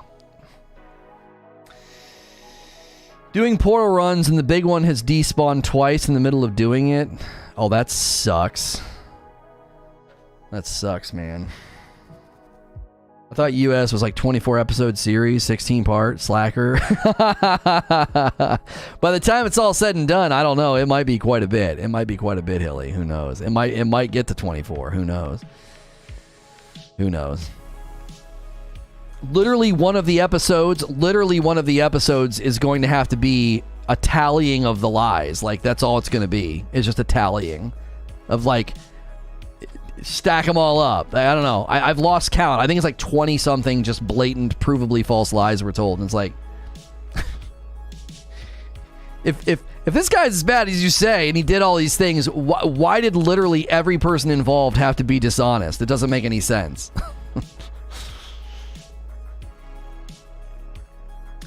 Big corrupted portals are bugged right now. That sucks. That friggin' sucks, man. Oh no, Creature's here. He's gonna tell me not to talk about it. He's like, hey man. Hey man, stop talking about that. Creature! Creature! It's here! People wanna order it! The frick is going on? What is happening? It was just in my driveway! How much time left on maintenance? Oh no, we're supposed to be going to the other stream. Shoot. Also want to know why they never sued you? Do you want to know why they never sued me? Do you want to know? They didn't sue me because they would have to gone through discovery, and they didn't want to do that because it would have proved me innocent and them guilty. That's why. None of them will ever officially go through any official channels. They never will. They'll never press charges. They'll never sue me. They'll never take me to court because they would have to subject themselves to a discovery process, and it would take about, I don't know, 20 minutes for somebody to be like, this guy's innocent and you guys are the guilty ones. Like, yeah, there's so much that would come out from that. They will never, ever, ever do it. I can have a field day dragging their skeletons and be like, I'm your Huckleberry. Sue me. Do it. because you'd burn your entire industry, you'd burn your entire empire to the ground. Do it. Sue me. I got nothing. You got nothing on me. There's nothing I would suffer from Discovery. Nothing. But you couldn't survive a Discovery process. So do it. Go through the official channels, you liars, and they would never be able to do it. This close, just dragging it all out and being like, do it. I'm here in the street. Sue me. You won't. You won't do it because you wouldn't survive. You won't do it. They're cowards. They know what they've done. They couldn't afford it. They couldn't afford it. They could afford it financially, but the public would see them for what they are because it would all be a matter of public record. They'll never, ever, ever go through an official channel. Ever. And that should tell you something. None of those men, none of those women will ever go through an official channel. They'll never do it. And that should tell you everything you need to know about the fact that they have things to hide and I don't. We got to go to gameplay.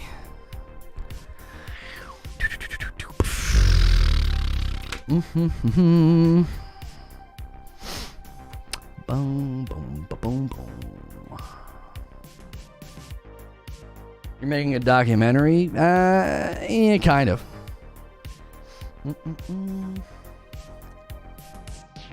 So-and-so seems crazy and stupid enough to try? No. Somebody would put a leash on her and be like, you gotta chill. You gotta freaking chill. You already publicly admitted to talking to Bungie corporate attorneys about this. It's massive conflict of interest and potentially an ethics violation. But you admitted it on stream, because you got too big for your britches. You think you're untouchable, and you have to delete a VOD because you admitted that the Bungie corporate attorneys were consulted with before this all went down, and that is a massive, massive, damning statement to make. You can't do that. Yeah. They were involved in the planning. They told us we were fine. Oh, they did they? That's really interesting. Why were they a part of this? Okay, low latency is set for the next. I got to set up redirect. Okay. We're doing a new thing with redirect so that you guys don't have to wait for the autoplay, okay? Ugh. Okay. What for the auto ban thing? As far as we know, I'll give you my quick flyout before we go to gameplay. I'll give you guys a link to where we're going. As far as we know, Amazon is claiming that bans don't happen automatically. They're reviewed or whatever. My theory is that that's not true, but they don't want to tell people that their reporting system is exploitable. They don't want people to know that you can mass report somebody into a temporary ban. That would put blood in the water, right? So they're basically saying, no, that's not how it works, but we're updating some stuff. We're updating some stuff or whatever. They don't want to admit that their reporting system is exploitable. That's my theory on their response and what's going on. They're likely looking at it and trying to fix it. I think just like the launch date, I don't think that they've been prepared for the quantity of what's been going on. I think that's the main issue. So this is what we're heading over to. There's a link in chat. That is where we are going. The redirect should work, and it should already be playing when you get over there. That's how we're doing this now. So I appreciate you guys supporting today's live stream. This has been a really enjoyable debate. Be sure to hit the like button. Be sure to hit the subscribe button. Set the bell button to all so you don't miss my streams. Talk show in the morning, gameplay in the afternoon, and that's what we're heading over to do right now.